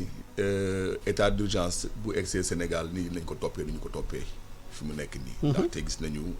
wax dëgg yàlla nii ko nit ci respecté kon loo gis yar la rek dëkk yi ngay gis yëpp. Rwanda damay gis par exemple Rwanda xam nga ne li ñu génn Botswana muy Botswana muy Japon muy dëkk yi nga xamante ne dund nañu li ñu tuddee woon ñaareelu guerre mondiale bi métti woon lool ci ñoom mel ni dañoo tasoon lépp lu ñu amoon waaye tey gis nga fu ñu toll kon loo gis discipline la rek yar la rek buñ la yaree ba nga xam ni nga ko war a defee dina gën a yomb moo tax may ñaan ñi nga xamante ni ñoom ñoo di ñi ñu jiite donte la ca jiitu moo di ñu wone en tout cas yoon bi exemple bu baax ba nit ñi mën cee topp waaye ñuy jël matuwaay yi ci war ngir ñu mën a jéggi étape bi ñu nekk nii Sénégal am na lu ci nekk loo xamante ne xëy na moo gën a tax ba mu yéexe fenn moom mooy rigueur farlu ci li ñuy def da ngay gis sax léeg-léeg nit def infraction ñu jéem a maslaa ba infraction bi teggu ko wala nit def naka su dul noonu kilifa diineem daal di jóg daal di dox ay tànk dëgg la ci kaw yërmande xëy na naam waaye nit ki bu fekkente ni li mu def nii du yoon dañ ko cee war a teg ñu teg ko ci yoon parce que loolu mën nañu wax sax ne jëfu jubbaay la c'est un devoir de justice comme loolu dina gën a mën a tax ba ñun ci suñu bopp ñu gën a sóobu te gën a farlu am discipline maanaam am yar ci biir askan gi am civisme maanaam gën a jëfe yi nga xamante ni dina mën a gën a saytu réew mi ci kaaraangeem ci koom-koomam ak ci lépp loo xamante ni mën nañu jëmale kanam te bu ñu xeeb dara parce que souvent dañooy yaakaar ne lii du dara lii garaawul sénégalais boo waxee rek mu ne garaawul. dara garaawul macha allah sant yàlla. waaye nag garaawul ci kaw garaawul dina mujj garaaw. kon nañu jéem a fexe ba rigueur bi ñu war discipline bi ñu war a am ñu koy doxandi na mu waree. tudd nga sànq li jëm ci wàllu ñi jiite docteur Samb wax na léegi nii Sénégal gi nga xamante ne deful lu ko war fa mu ko waree woon am na fu mu laajilee économie bi dëgg la ma ngi jël benn firndeel amoon nañu ay programme ak ay projet yoo xamante ni dañ leen doon war a doxal li may wax nii nag mun na dal bépp entreprise wala bépp société rawatina ñi nga xamante ne dañoo saytu alalu mbooloo ci kaw loolu amoon nañu jafe-jafe loolu ci jamono ba taxoon na programme yi nga xamante dañ leen doon financé xaalis bi taxoon ñu financé ko ak li taxoon ñu financé ko léeg-léeg xaalis boobu ñu jëloon ko dugal ko feneen fa mu war woon dugg kon boo defee noonu rek am na fooy yàq parce que njëkk partenaire bi la wóolu ne dama bëgg a liggéey ak yow daal di la jox financement ne demal nga liggéeyi su ko defee nga won ma foo ko jaarale ak noo ko liggéeyee muy rapport yi ñu war a def bu rapport yooyu tardé rek bul gis ne yow ci sa bopp yow yaa ci am jafe-jafe waaye kaka doon jëfandikoo ca base ba moom mooy gën a am jafe-jafe parce que yow da nga jóg ngir xeex ndool mi kon boo jógee di xeex ndool mi ñu jox la ay jumtukaay jox la ay koppar ne lii boo ko doxalee nii dina ko mun a yeggali ni mu waree nga daal di jël koppar yooyu dugal ko feneen dinañu yéex a dem dinañu yéex a dem li may wax nii nag mun nañu dal ñun muy Caritas mun na dal nguur gi ndaxte li may wax encore une fois de plus dafa di responsabilité ku nekk ci ñun sénégalais bu nekk ci ñun te ñu dénk ko alalu mbooloo daal war na mun a fexe ba alalu mbooloo boobu mun a egg ci mbooloo bi ni mu waree te dama jàpp ne itamit buñ ko doxalee noonu wóor na ni rigueur bi ñuy wax ñu àndaale ko ci pas-pas bi ñu ciy tudd ñu àndaale ko ci dinañu sori fi may daanelee mooy li nga tudd sànq wax naa ko dem nañu ci benn ndaje ñu naan ñu yéen Sénégal yi da ngeen di xalaat ba mbir mi ñor ba ñu togg ko ba ñu daal di ko fas ba teg ngeen daal di jël dugal ci seen tiroir yi ñun ñu yëkkati génnee tiroir yi daal di appliqué te muy dox kon dama jàpp ne li ñu dese daal moom mooy suivi bi rigueur bi ngir lii lee nga xamante ni yàlla may nañu ko ci xam-xam ñu gën kaa mën a mëttali dafa mel nii rek yàlla dënk la koppar ne la demal nga liggéey nga daal di jël koppar gi gas boobu xóot suul ko foofu toog di xaar du gàncax du jóg faw nga liggéeyee ko bu la yàlla dénkee da nga war a jël ndenkaani gi la yàlla jox nga mën ko weccoo nga mën ko liggéeyee ba lii lay mën a jëmale sa réew kanam kon encore une fois de plus sénégalais bi ci boppam la lii monsieur Samba wax léegi docteur Samba wax léegi am na solo ndëpp gi ñu waral Sénégal ñun ñii dañoo war a yëg ne war na ci réew mi parce que ki feebarkat bu yëgul ne feebar na mënul faju kon foog ñu yëg ko su ko defee nag ñu daal di ci wéy waaw ñu dem jënd benn page publicitaire ñu ñëwaat si studio. Publicité sur iRadio. yéen ndawi Sénégal suñu réew tey la gën a soxla ay ndawam ngir xeex jàngoro ji ñuy wax coronavirus ba tax na ginnaaw bi ñu leen gërëmee bu baax sant leen ci seen taxawaay ngir faagaagal jàngoro ji dañu ñëwaat tey ngir gën leen a ñaax pour ñu gën a dëgëral taxawaay bi ngir jëlee fi jàngoro jii di ñu wax coronavirus njëkkee ko ci digle yi nga xamante ne kër docteur digle na ko waaye lépp ñu def ko ci yar ak teggin ndax nag coronavirus kat bàyyiwul mag bàyyiwul ndaw nañu respecté waxtu yi nga xamante ne nii moom nañu indi ngir couvre-feu bi respecté solu masque bi waaye itam gàttal suñu tànk ndax bu ñu bëggee dakkal xuus gi nga xamante ni jàngoro bi mu ngi koy xuus bu baax ci askan bi dañoo war a gàttal suñu tànk gàttal suñu dem ak dikk ndax nag jàngoro coronavirus ñun ñoo ko mën a xeexal suñu bopp ndax ñun ñoo ëpp ci askan bi ñun ndaw ñi ñu ngi leen di ñaan ñu respecté li nga xamante ne ni moom la fi autorité yi teg pour faagaagal jàngoro ji ñuy wax coronavirus moo tax ñu ngi leen di ñaan ñu boole xel yi boole xalaat yi ngir faagaagal jàngoroy coronavirus fii ci suñu réew di Sénégal.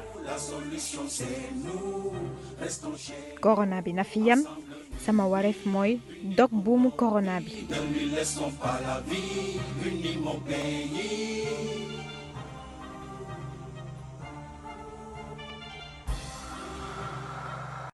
L'invité de la matinale.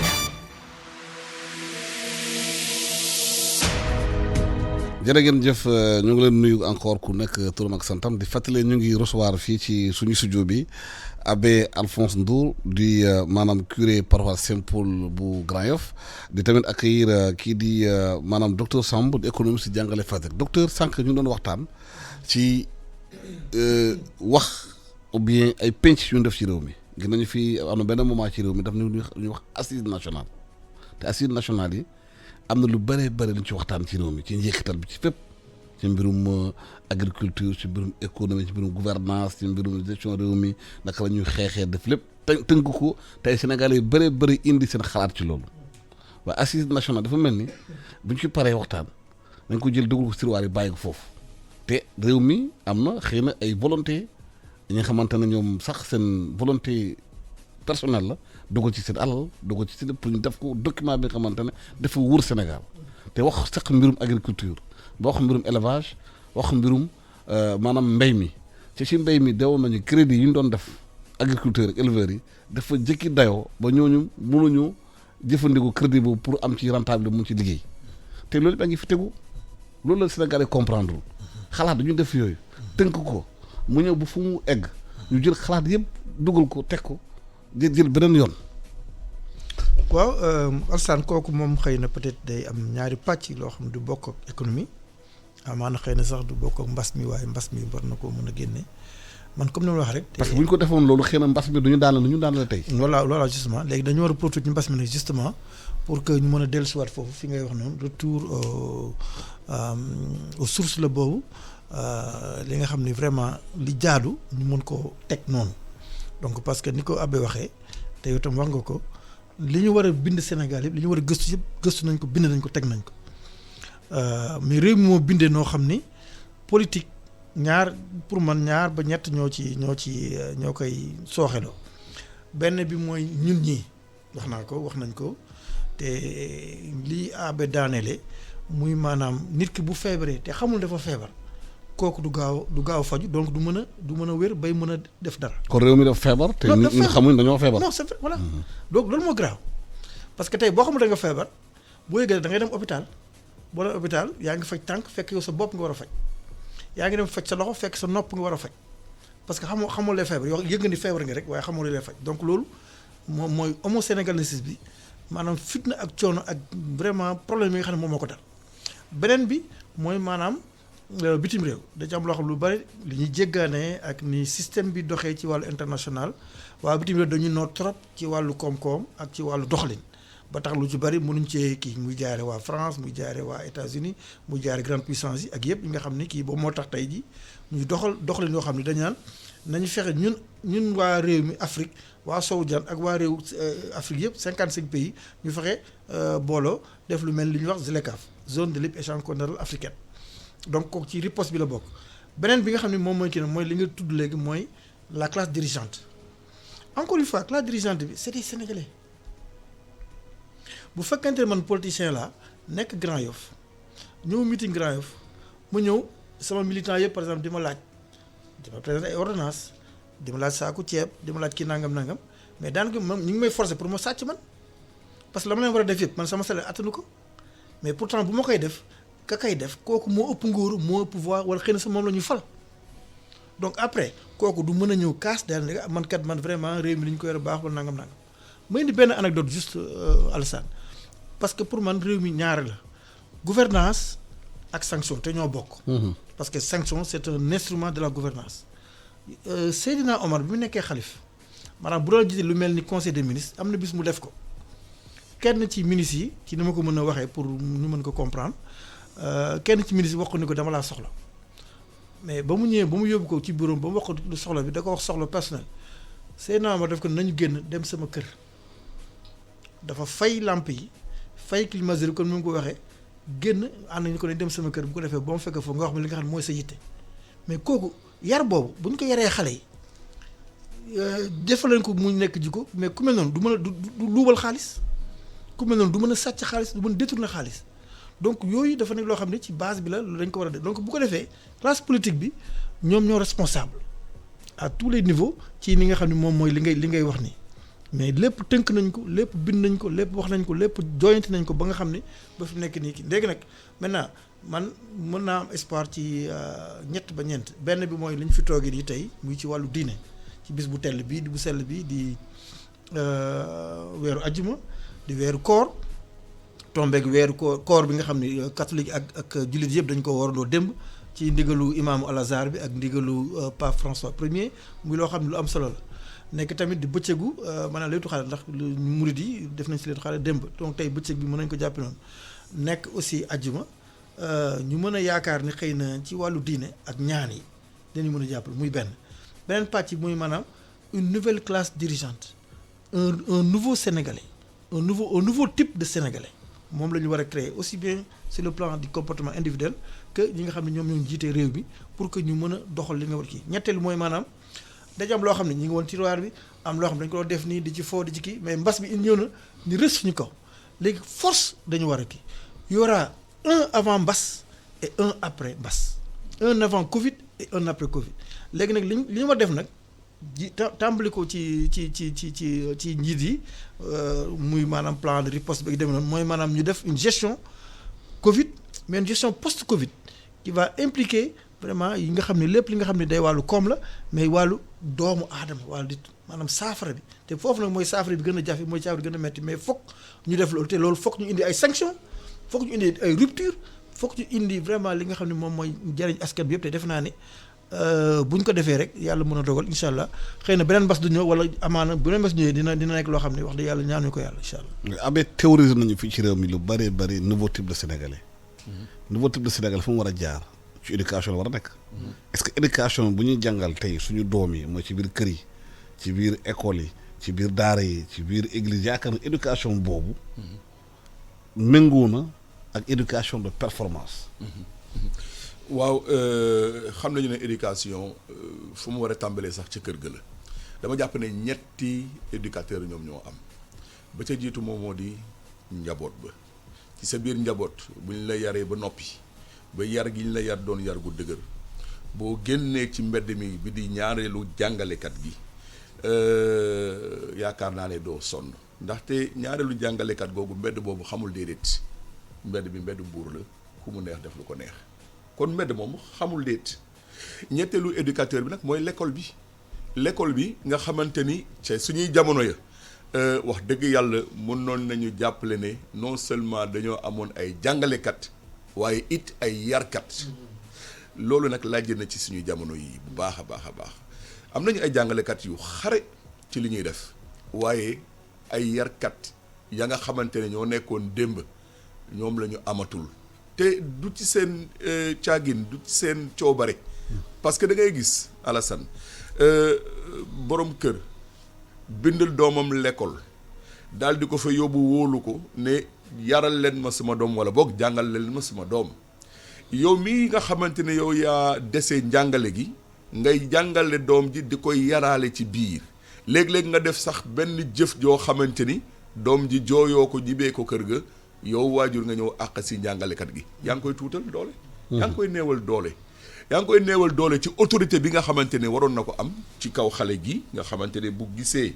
lii dafa mel ni royukaay lay doon ci moom ñun suñuy njàngalekat yi yëpp ay royukaay la ñu woon ci ñun ba léegi ñu ngi fàttaliku dañu doon jàngal CI ba fu ñu mujjee donc au lieu que mu doonati royukaay dafa mel ni naataango la sa morom la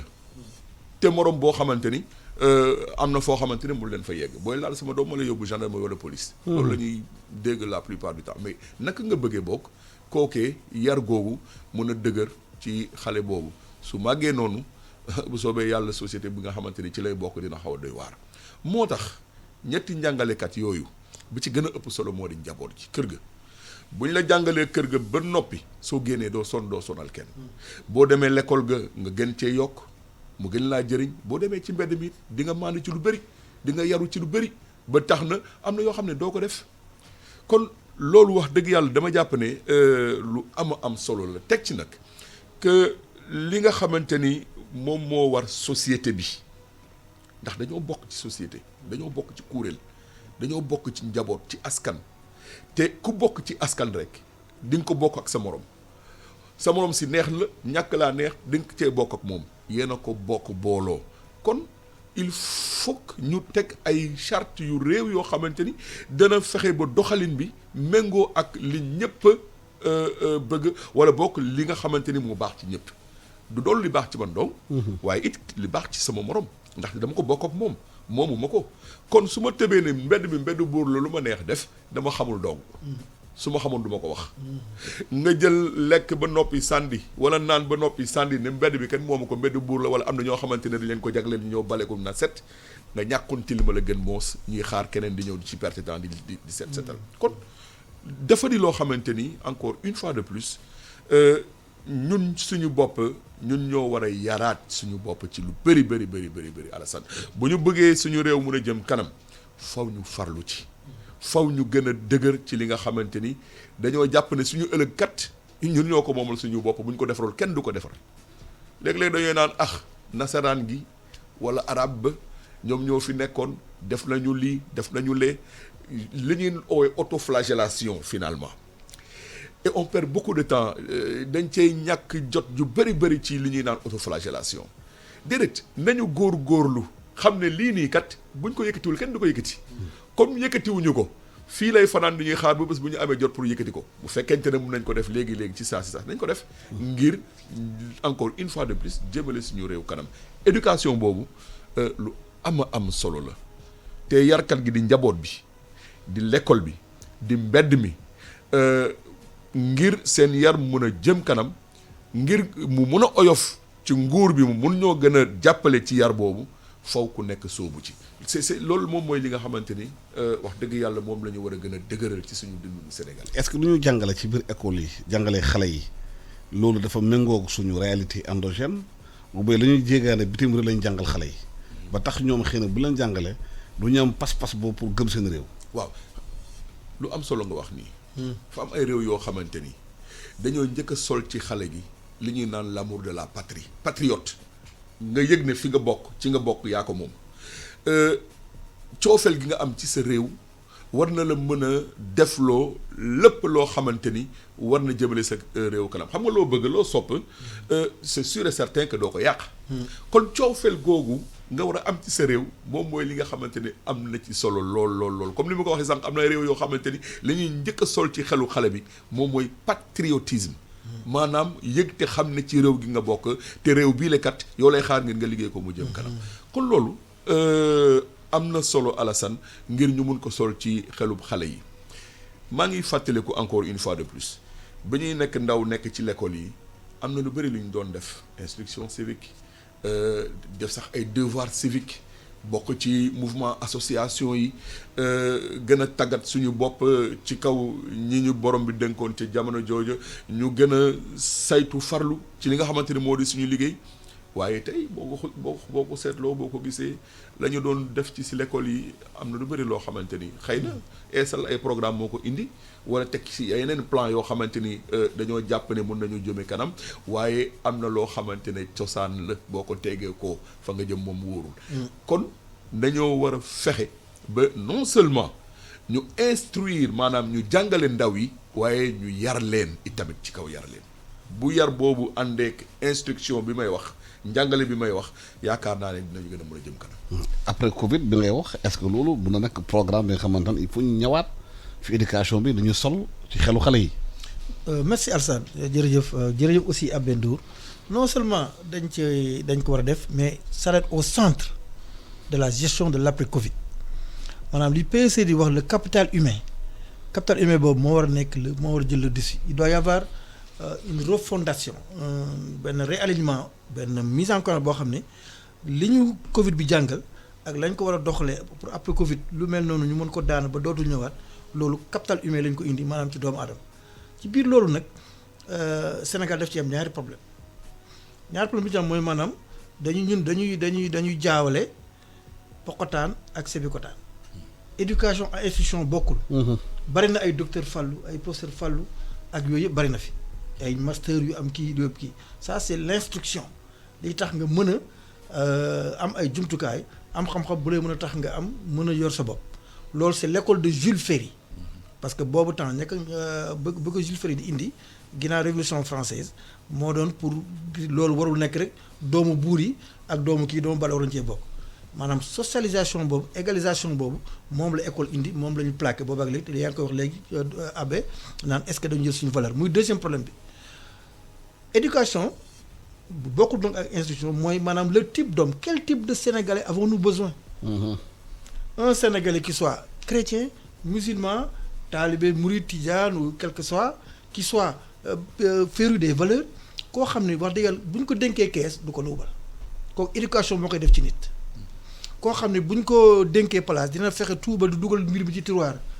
bu demee ba dugg tiroir dina ah man kat wax dëgg yàlla li ngeen ma dénkoon mënatuma ko léegi jël na ngeen jox alsaan bu ko defee alsaan bu mënatul ne ah nañ ko jox monsieur Ndour wala après ni ko jox monsieur Sam wala keneen ku mën doon donc type d'homme boobu ay ensemble de mécanismes de processus et d'institutions ak de règles yoo xam ne ñoo war a jëm foofu te la nga xam ne moo koy cimenté ba mu ñu mën a am type d'homme boobu ci ñun sénégalais ak li ñu am wax naa ko ci njëlbeen ci wàllu diine li mu nekk suñu suux li mu nekk suñu consubstantiel au sénégalais mooy yàlla dañ cee génn yàlla nag suñu bokk jàngu bi nag ñoom tey nañu ñoom dañuy jàngale yàlla ci seen kii waaye ñun yàlla ñi ngi koy jàngale du caag jàng arabe c'est différent arabe langue la arabe instrument la mais jàngal yàlla mooy maanaam mooy jàngal diine xam nit ki ni maanaam yàlla moo ko sàkk yàlla moo ko wàcce pour mu liggéey pour mu jaamu te dafay delluwaat ci yàlla diggante boobu nag foo xaju fi caaxaan xaju fi dara xaju fi lu dul liggéeyal sa réew liggéeyal yàlla jaamu yàlla pour mën a nekk noonu loolu nag li nga xam ne moo ko indi mooy maanaam da ngay jël école Jules Ferry yi institution bi nga boole nga tënk ko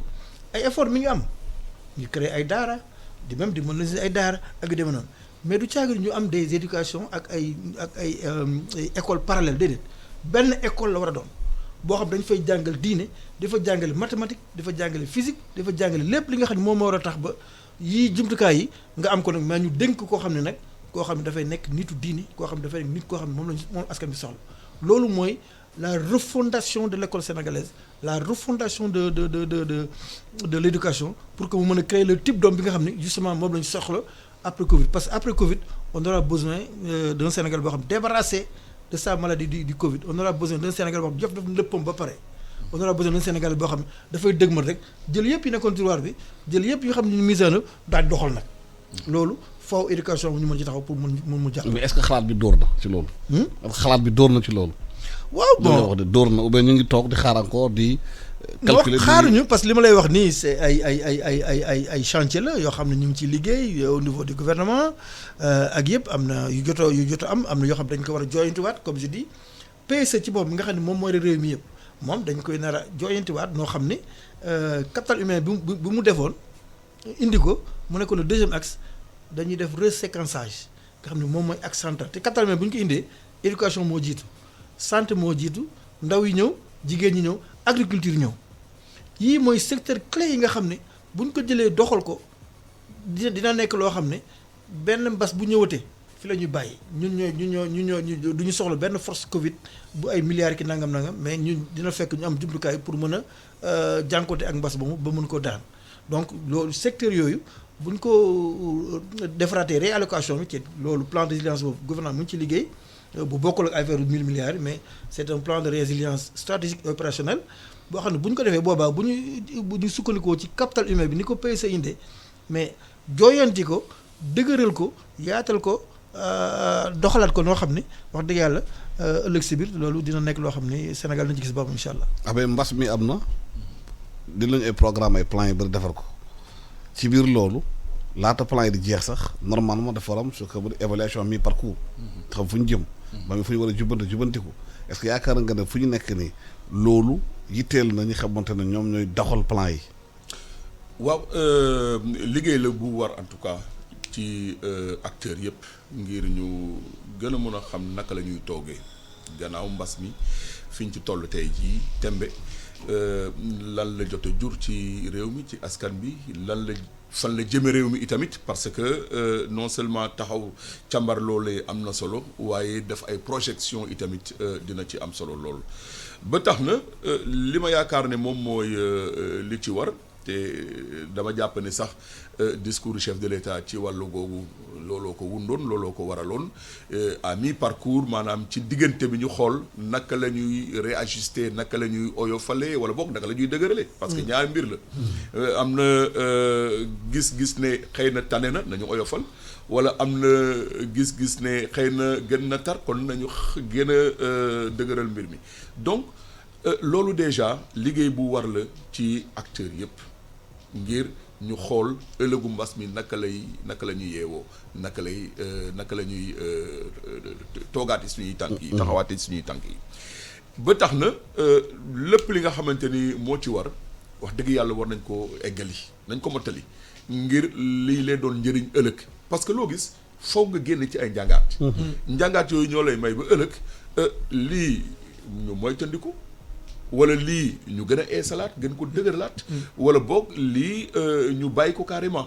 waaw parce que tey fu mu nekk nii muy ci wàllu plan yi ñuy teg muy ci wàllu doxalin bi ñuy teg muy ci wàllu démalanteeg jëfalanteeg gi nga xamante ne moo am ci biir réew mi am na lu bëri loo xam ne war nañ ko saytuwaat seetaat ba wax dëgg yàlla ñu gën ko eesal ni nga xamante ne noonu la gënee moo tax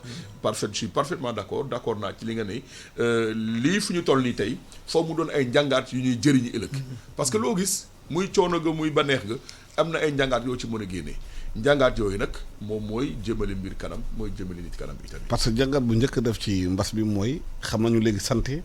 lu am solo la. waaw est-ce que ci biir loolu. maanaam programme bi ñu jël pour santé bi ñu ngi koy renforcer. xam ñu ngi liggéey ci santé bi jox leen jëmtuwaay jox leen ay matuwaay xam ne suba beneen mbas bu ñëwee suñu système de santé na mun a dëkku. waaw maa ngi en tout cas rafetlu bu baax liggéeyu waa Kër Docteur. fu mu toll nii ci jamono ji dama yaakaar ni ministre bi dañ ko war a sax féliciter ci li nga xamante ni wax dëgg yàlla saytooy na ko noonu lii lee di mbas bi ak ñi muy liggéeyal yëpp. muy Aloyse muy docteur Xemes Bousso Seydi. ak ñeneen ñëpp ñi nga xamante ni wax dëgg yàlla ñu ngi def seen kentulaay kattan ngir mën a xeex mbas mi. dëgg la nag coow bi amoon na jamono sax bëri woon na fi lool. ba tax na léeg-léeg sax la ñuy indi yaakaar ni ñi am alal mën nañu dem yi faju bitim réew waaye ndoole ñooy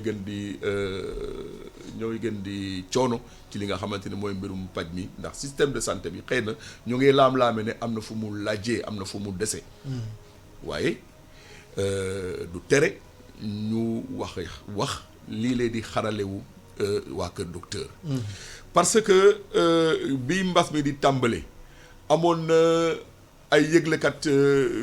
wu ñaawteef yu bëri yu jógoon ne ñun de xam nañu ne bés bu egsee ci Afrique moom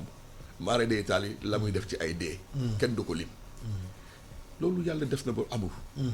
yàlla def na ba loolee ñu doon laam-laame ci mbirum Afrique amul def na ba Sénégal ci boppam bokk na ci réew yi gën a mën a saytu li jëm ci wàllum pàccum Covid-19 bi kon gis nañu ne xam-xam bi xarale bi mu ngi fi la ci tegu nag moo di jumtukaay yi war nañ ko salaat bu baax a baax Alassane nit feebar dem l'hôpital ka ko dalal ko ak xol ak xel bu dal rek dalal na ko moom ci boppam waaye parfois da ngay gis itamit il faut que ñu wax ko nit feebar ànd ak métitam dem ba l'hôpital ñu daal di ko fa eggali du doy waar mu gën a feebar ci ndax stress bi day gën a yokk niñ ko waroon dalale wuñu ko noonu professionnalisme boobu léeg-léeg day manqué ci suñuy services yi en général du santé rek ni ngay dalalee nit ki ba ci banque yi nga xamante ne moom su ma koppar teg ko fa su ma ñëwee da nga ma war a dalal nit ki client boo xam ne boo ko ñàkkoon tey di nga am jafe-jafe ci sa banque da ngay ñëw fekk nit koo xamante ni fa ñu ko teg yaa tax ñu teg ko fa la ñu koy fay yaa tax ñu ko koy fay mu lay won ne yow mii sa bopp nii boo fi nekkul woon tamit soo yoon newul ci yow déedéet dalal googu am na solo ci système de santé bi rawatina parce que nit kiy ñëw fajukat ak métitam mooy ki nga xamante ne dafa tollu diggante war a wasin mooy ki nga xamante ne dafa amee doomu jàngoro bu munti doon ñëw ak métitam dañ ko war a gën a dalal xelam dal mu xam ne kii kat mun naa ko wóolu dénk ko sama bopp su ma ko dénkee sama bopp dina def ay jéego yu am solo ci man dinaa ci jaarale wër loolu rek paj la paj boobu sax mooy bu jiitu bi kon loolu am na ci solo ñaareelu jumtukaay yi nag ci loxo yi njiitu réew yi lay la nekk njiitu réew yi ñoo ko saytu mooy programme yi ñu war a teg ngir installaat système de santé bi encore une fois de plus Rome ne s'est pas fait en un jour loo gis doxalin la rek ba fa nga xamante ni fa la mën a yem kon tey système de santé boobu war nañ ko gën a mën a installaat maa ngi déglu benn interview keroog professeur Seydi la woon yaakaar naa muy xamle ni am na benn jumtukaay bu mu doon jéem a tabax ci biir l'hôpital Fann ngir gën a mën a saytu li ñu naan maladie infectieuse yi mu am ñu ko ci jàppale chef de l'État digg na ko dina ko ci gën a jàppale loolu la ñuy xaarandi ci njiitu réew mu yëg ne lii nii am na solo lool ngir suma réew suma askan ma mun ko teg ci yoon ak ci anam yi nga xamante ne war na ci ñu mun koy jëfandikoo ñu mun koy jëriñoo am na ko doon naan def naa président français la woon mu ngi doon naan bi ñuy dugg ci mbas mi ne guerre bi commencé na déedéet du guerre crise la guerre bu ñu koy amal dañooy jënd ay nganaay teg ko ci loxo nit ñi ñu dem jaamaaloo xeex yi crise bu amee nag da ngay ut ay jumtukaay jël jumtukaay yi teg ko ci loxo ñi nga xamante ni ñoom ñoo war a faj mbir moomee mu mën a jëm kanam kon am na fu mu xaw a ute tuuti ndax déedéet nekkuñu guerre ñu ngi ci crise boobu nag baax na ñiy jiite réew yi yëg ne askan gi soxla na ko war nañu ko def ce n'est pas normal que ay Marocains di jàng si fii wàllum paj Sénégal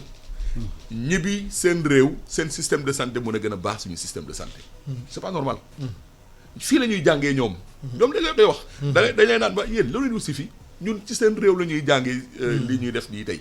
kon lan moo ci des xëy na ñu teg ci seen loxo jumtukaay yi war su loolu amee dama yaakaar ne mën nañu sori bu baax a baax ci bépp kii nag segment ci suñu askan bi est-ce que loxo bu ñu war a tiire ci mbas mi santé bi am na lu ci am solo surtout ci réew mi ci biir réew mi intérieur du pays xamante ne hôpitaux yi am na xëy na bâtiment yi am na waaye boo fa duggee boo amee paludisme foofu problème nga yam du mën a faju des fois dañuy obligé nit ñi jóge ci dëkkaan yi ñëw ba Ndakaaru yenn saa bu ñëwee hôpital Dantec hôpital principal xëy na sax ñu accompagne amuñu fu ñu fanaan nañu di fanaan ci couloir ak yooyu bu ñu investiroon lu war ci intérieur du pays bi plateau technique yu relevé ko du mu waree fay médecins yi dañuy war leen fay li mot pour ñu mën a dem liggéey foofu faj nit ñi xëy na duñu am problème bi non loolu dama ànd ak yow ci fànn yëpp ci ni nga waxee nii ak ci ni ko Abbé waxee te encore une fois alhamdulilah alamin maanaam ndab li mu ngi fi jumtukaay yi mu ngi fi sax ndab li mooy PSE mooy capital humain li ñuy joyante nag ci wàllu PSE par rapport ak Covid bi mooy maanaam ñu jiital capital humain mu bañ a ànd ak sax yeneen axes yi mais mooy jiitu te bu jiitee santé moo ci jiitu santé moo jiitu damay convoquer nga baal ma maanaam marxisme Marx day wax la structure la superstructure et l'infrastructure donc foog ñett yooyu ñu mën ko matale noo xam ne maanaam ëllëg si biir suñu système de santé vraiment dootul amati benn kii structure bi mooy maanaam donc les plus aju bâtiment yeeg matériel yeeg ak yu demee noonu ak personnel bi loolu wala ñu def liggéey boo xam ne non seulement ci wàllu moyen mais ñu revaloriser la fonction médicale pour que ëllëg si biir tey ji man fonctionnaire laa mais jàpp naa ne man li may fayeeku ëpp na lu bari li yenn médecin di fayeeku par exemple mais loolu war nañ ci def loo xam ne am na étude boo xam ne def naa état bi def naa jot na ko def ñu ngi ci liggéey ak syndicats yi pour que vraiment ñu def revalorisation boo xam ne wax dëgg-dëgg ñëpp méritant mais dafa am ñoo xam ne ñoom wax dëgg wala leen mën a kii ñi nga xam ne ñooy jàngale ñi nga xam ne ñooy faj ak yooyu rawatina ci wàllu kii donc tey jii bu ñu jógee ci lii le personnel médical doit être le corps le plus attrayant au niveau rémunération de la fonction publique ça c'est quelque chose boo xam ne ci leçon yi li ñu war a tirer ci la bokk beneen bi ci wàllu infrastructure comme ni nga ko waxee bâtiment yeeg jumtukaay yeeg yu demee noonu dañu war a fexe am fi ay garab xanaa xam ne Alassane à peu près état Sénégal ñun Sénégal dinañu importer lu mat plus de 100 milliards de médicaments de CFA en matière de médicaments 95 milliards yëpp dañ koy jéggaani donc léegi fi ne ni nguur gi mi ngi taxaw ci taxawal ay société yoo xam ne dañuy defaree fii garab yi parce que former nit ñi baax na trop mais bu fekkente ne aussi bu loolu former aussi garab yi leen jënd nga jéggaane daanaka xëy na loo am côté bi rek da nga ko jeexaat fóot côté bi donc loolu ñu ngi ci liggéey ba fi ne ni am na lu mat ay ñeenti projet yoo xam ne ñu ngi taxaw pour indi fi ay société ay usine médicament yoo xam ne yu mucc ayib la yoo xam ne dañu mën a jàppale non seulement ci mbas mi mais ci lépp li nga xam ne moo la ñuy wax les maladies négligées sibbiru ci la bokk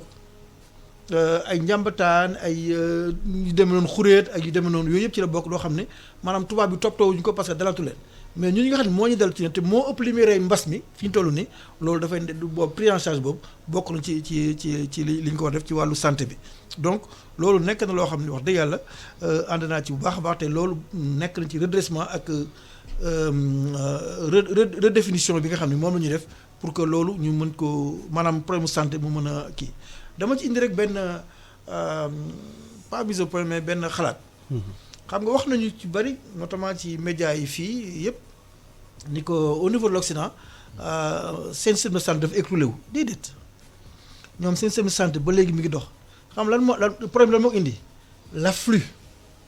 maanaam ñoom c'est basé sur la loi du nombre dañ ko defar ba day mel ni comme hôtel tant que lu mat ay 100 personnes ñoo ñëw 200 personnes mais bu ëppee loolu rek day daal di kii mais ñoom xarale ak jumtukaay ñun du caagin ñu defar hôpital yu gën a mag wala yu gën a toll mais dañ ko defar ni ñu ko waxee décentraliser ko te pyramide médicale boobu am na Sénégal mais nag gox yëpp ñi nga xam ne ñoo war a am centre de santé niveau 1 niveau 2 niveau 3 yooyu yëpp dañ ko war a fexe ba bu mbas mi jotee ñu am programme spécial boo xam ne day couvrir mu am benn maillage territorial complet ci wàllu pyramide sanitaire boobu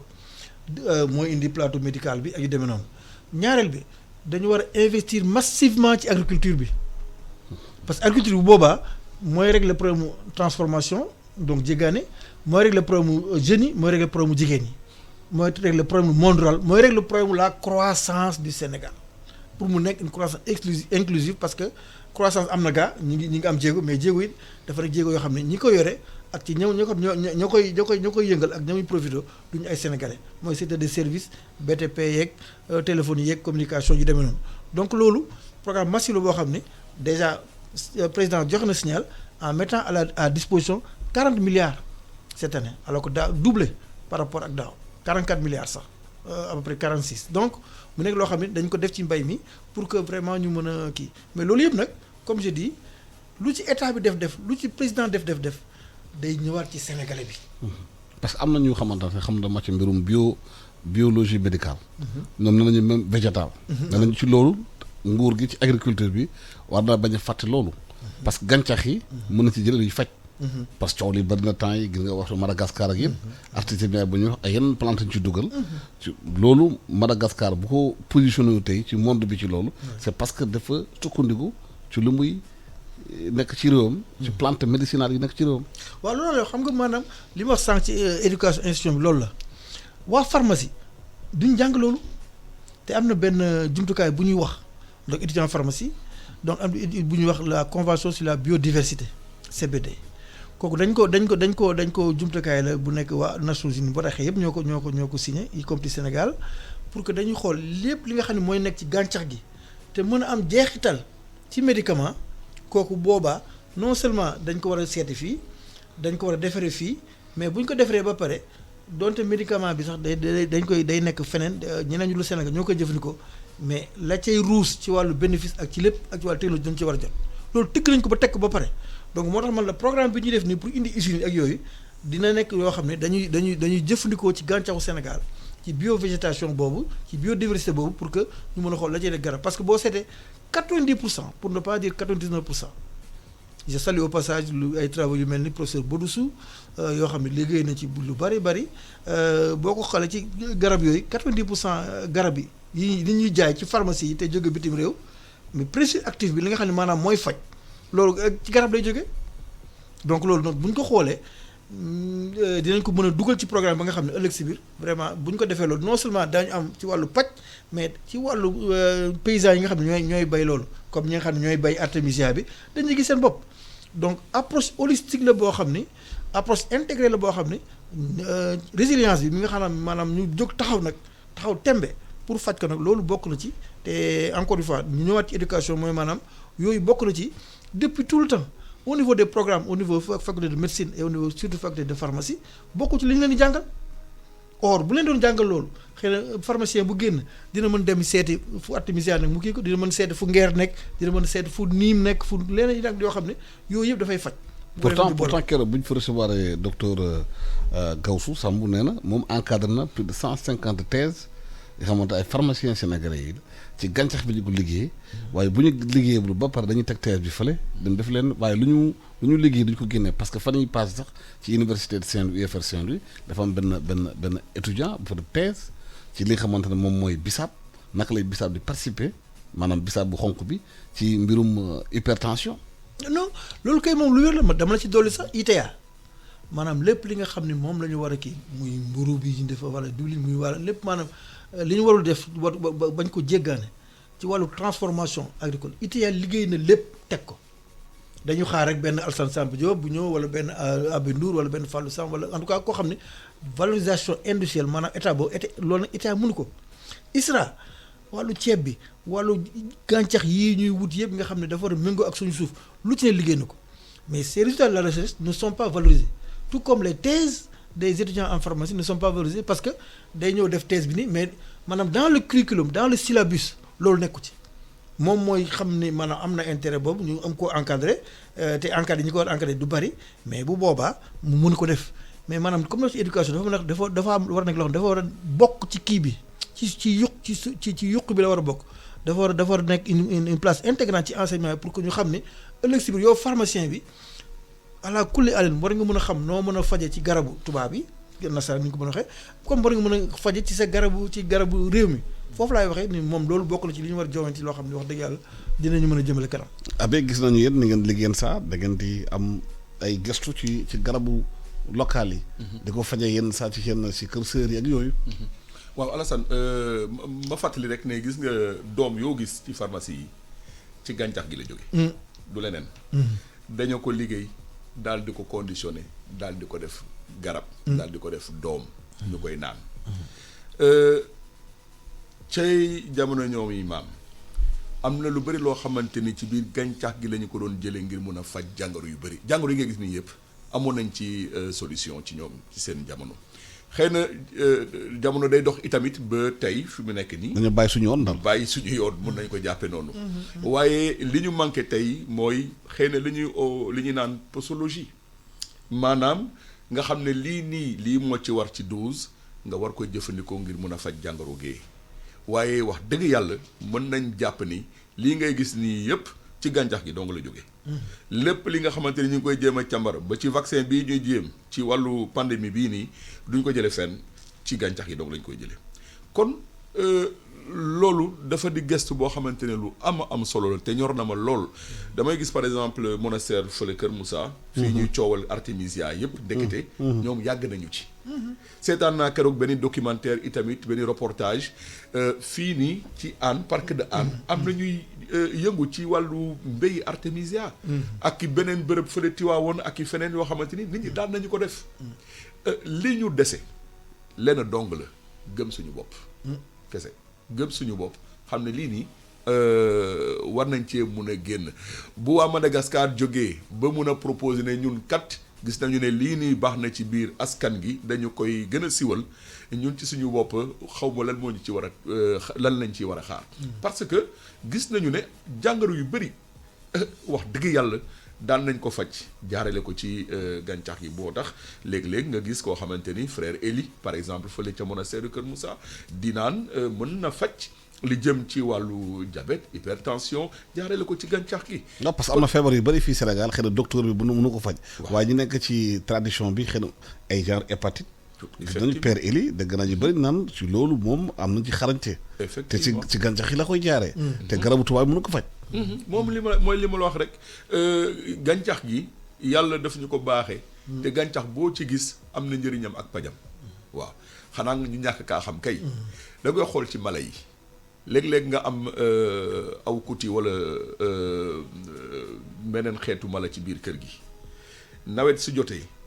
léeg-léeg nga gis ko mu lekk xëy na loo xamante ne waru ko woon lekk dina wër ñax bi nga xamante ni dina ko faj ba gis ko mu daal di ko log te li mu ko lekk noonu dina ko indi lu bëri ci wër gi yaramam. kon bu fekkente ne yàlla may na xam déjà mala yi xam-xam boobee rawatina astuma ñun. kon ñun ci suñu bopp kay ñun ñoo war a gën a saytuwaat li ñu borom bi suñu yàlla baaxee. beneen njàngaat boo xamante ne xëy na pandémie bii may nañu ko mooy gën a saytu sax lii di gàncax gi gën a meññal gàncax gi gën a fexe ba gàncax gi lee ñu mun ko aar ngir lañu ca soxla ñu mun koo cee jote. waaye su ma jógee ñu def fii forêt classée ma ñëw daal di gor te du ma jëmbataat. c'est sûr et certain que fii ba ci ay jamono désertification bi ñuy wax dina fi bëri. moo tax suñu njiit monseigneur Benjamin Ndiaye gën ñoo ñaax ñun en tout cas amoon nañu programme boo xamante dañ ko waroon doxal sax ci biir nawet bi doon ñëw ngir ñu gën a jëmbat ay garab yu bëri yoo xamante ni amatul sax gisatuñu ko bokk si suñu gox-goxaan yi. ba mën a gën a meññal gàncax gi kon gàncax googu am na njëriñ lool te ñun ci suñu bopp ñun ñoo ci war a gën a farlu ku nekk si ñun bu fekkoonte ne jëmbatoon na garab yaakaar naa ne dina soppi xar kanamu Sénégal ci wàllu environnement te dinañu gën a mën a may itamit ñuy jëfandiku jumtukaay yi ni mel. maa ngi nuyu au passage l'abbé Étienne Sène moom mooy njiitu séminaire Ngazobil. séminaire Ngazobil dafa am benn genre forêt classée ba fa nekk. ci biir séminaire boobu am na sax ay xeetu garab yoo xamante ni amatul daanaka gisatuñu ko bokk muy jéem a def kentulaay kattanam ngir aar ko waaye léeg-léeg sàmmkat yi ak seen jur daal di dugg ci biir dëkkuwaay bi daal di yàq lu bëri yàq boobu nga gis laata nga koy amaat ay ati suñu kanam la dinañuy perte temps moo tax ñu war a gën a saytu lépp li nga xamante ni moom mooy li ñu gàncax bi mun a may ñu mun koo jëfandikoo. et loolu buñ ko bu ci defee xel. mun am njeexital ci mbirum économique bi. tout à fait parce que garab yooyu dañ ko soxla. pour sax di ko exporter xëy na. non tout à fait mooy li ma ne déjà bu ñu réduiroon comme ceeb bi 100 milliards yooyu am na fu mu xaj. donc moom la ñu importé en matière de médicament lu mu néew donc dina am fu mu xaj. ñaareel bi boo defaree kii man gis naa benn projet kii boo xam ne usine boo xam ni 25 milliards la usine boo xam ne daanaka maanaam kii ñu soxla yi nga xam ni pharmacie nationale d'approvisionnement moom la soxla daanaka mën na defar yëpp yooyu fii Sénégal dans un délai de 5 ans par exemple nga xam ni après la première année ba 5 ans dina mën a defar yooyu yëpp. donc loolu bu ko amee non seulement dafay jariñ Sénégal mais da ko exporter donc ci biir Afrique wala même bitim réew loo xam ne dina mën a kii beneen bi mooy bu ñu valoriser kii bi maanaam gàncax gi day indi ñetti jeexital benn bi mooy baykat bi maanaam ko daan dunde gerte bu bayee artémisia mais dootul contrer ci gerte bi te wax naa ne gerte bi déjà bu ñu koy fay 210 sax du jot di 210 yi 150 la jot ak 160 ngir teefank yooyu ma lay wax ak yu demee noonu.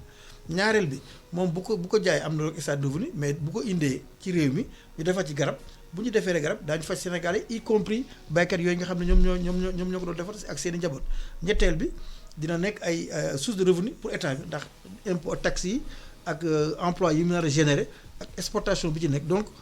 écosystème la boo xam ni chaîne de valeur la boo xam ni bokk na ci encore une fois ci plan de résilience bi ak li nga xam ne moom la ñu doon saytu pour que capital humain. mën na indi jeexital dans la gestion post Covid yooyu bu ñu ko dugalee na nekk yoo xam ne wax dëgg yàlla te li nga xam ne sax CBD da ko indi mooy maanaam gox boo xam ne bu dee Ngazobil bu dee Kër Moussar fu mu gox boo xam ne dañ fa jëlee garab bi dañ fa jëlee gàncax gi bu ñu demee ba war koo valoriser maanaam commune boobu ala kulli àll par force day am ci bénéfice loolu convention bi tënk na ko ba pare. donc vraiment kii njëriñ li bari na mais encore une fois approche holistique la laaj ministère de la santé dafa war a wax ak ministère du commerce wax ak ministère de l'agriculture wax ak ministère de l'environnement maanaam gouvernement bi ñoo war a defee noo xam ne dëgg-dëgg jokkalante bi des na ci côté boobu ba buñ ko defee rek ba joyanti ko lu bari dina mën a ñëw incha allah. au fond avec problème bi mooy problème d'organisation ak problème de méthode de rigueur. loolu moo gàllankoor réew mi. mun nañ jàpp ne loolu gàllankoor na réew mi bu baax a baax organisation méthode ak rigueur bu ñu amee nañu koy liggéeyee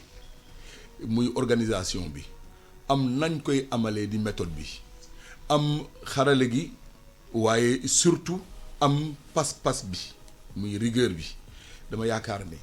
dina mën a jëm kanam dinañu mën a jëm kanam ci ay anam yu néew a néew sax ci ay waxtu yu néew a néew parce que comme ni mu ko waxee ca njëlbeen moo di développement processus la dafa di doom juy juddu di màgg ba toll fa mu war a toll kon fu mu laajee rek indi jafe-jafe ëllëg ndaxte bu ñu toogee ba xaar bu garab bi dëng ëllëg bëgg ko delluwaat na mu waroon mel dina doon jafe-jafe bu am solo waaye ca njëlbeen ga la ñu war a fexe ba mun a dugal loolu ci xelu nit ñi ba wax dëgg yàlla liñ ci yaakaar ñu mun cee jot. voilà garab bi doon jot jeex na maa ngi leen di gërëm di la sant di gërëm professeur Fadlou Samb nekk économiste di jàngale FASEG di gërëm tamit abbé Alphonse Ndour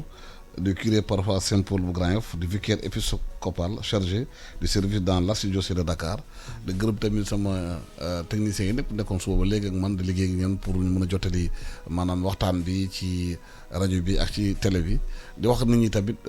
li docteur yi wax moo amagum ñu bañ a fàtte mbas baa ngi fi mbas bi mooy mesure barrière yi ñuy wax yi ñu ànd ak discipline ànd ak la bu ñu bëggee maanaam feebar bi génn ci réew mi ku nekk suñu responsabilité moo engagé wu ñu leen di gërëm di leen sant ñaanal ajuma jàmm ak salaam. amiin.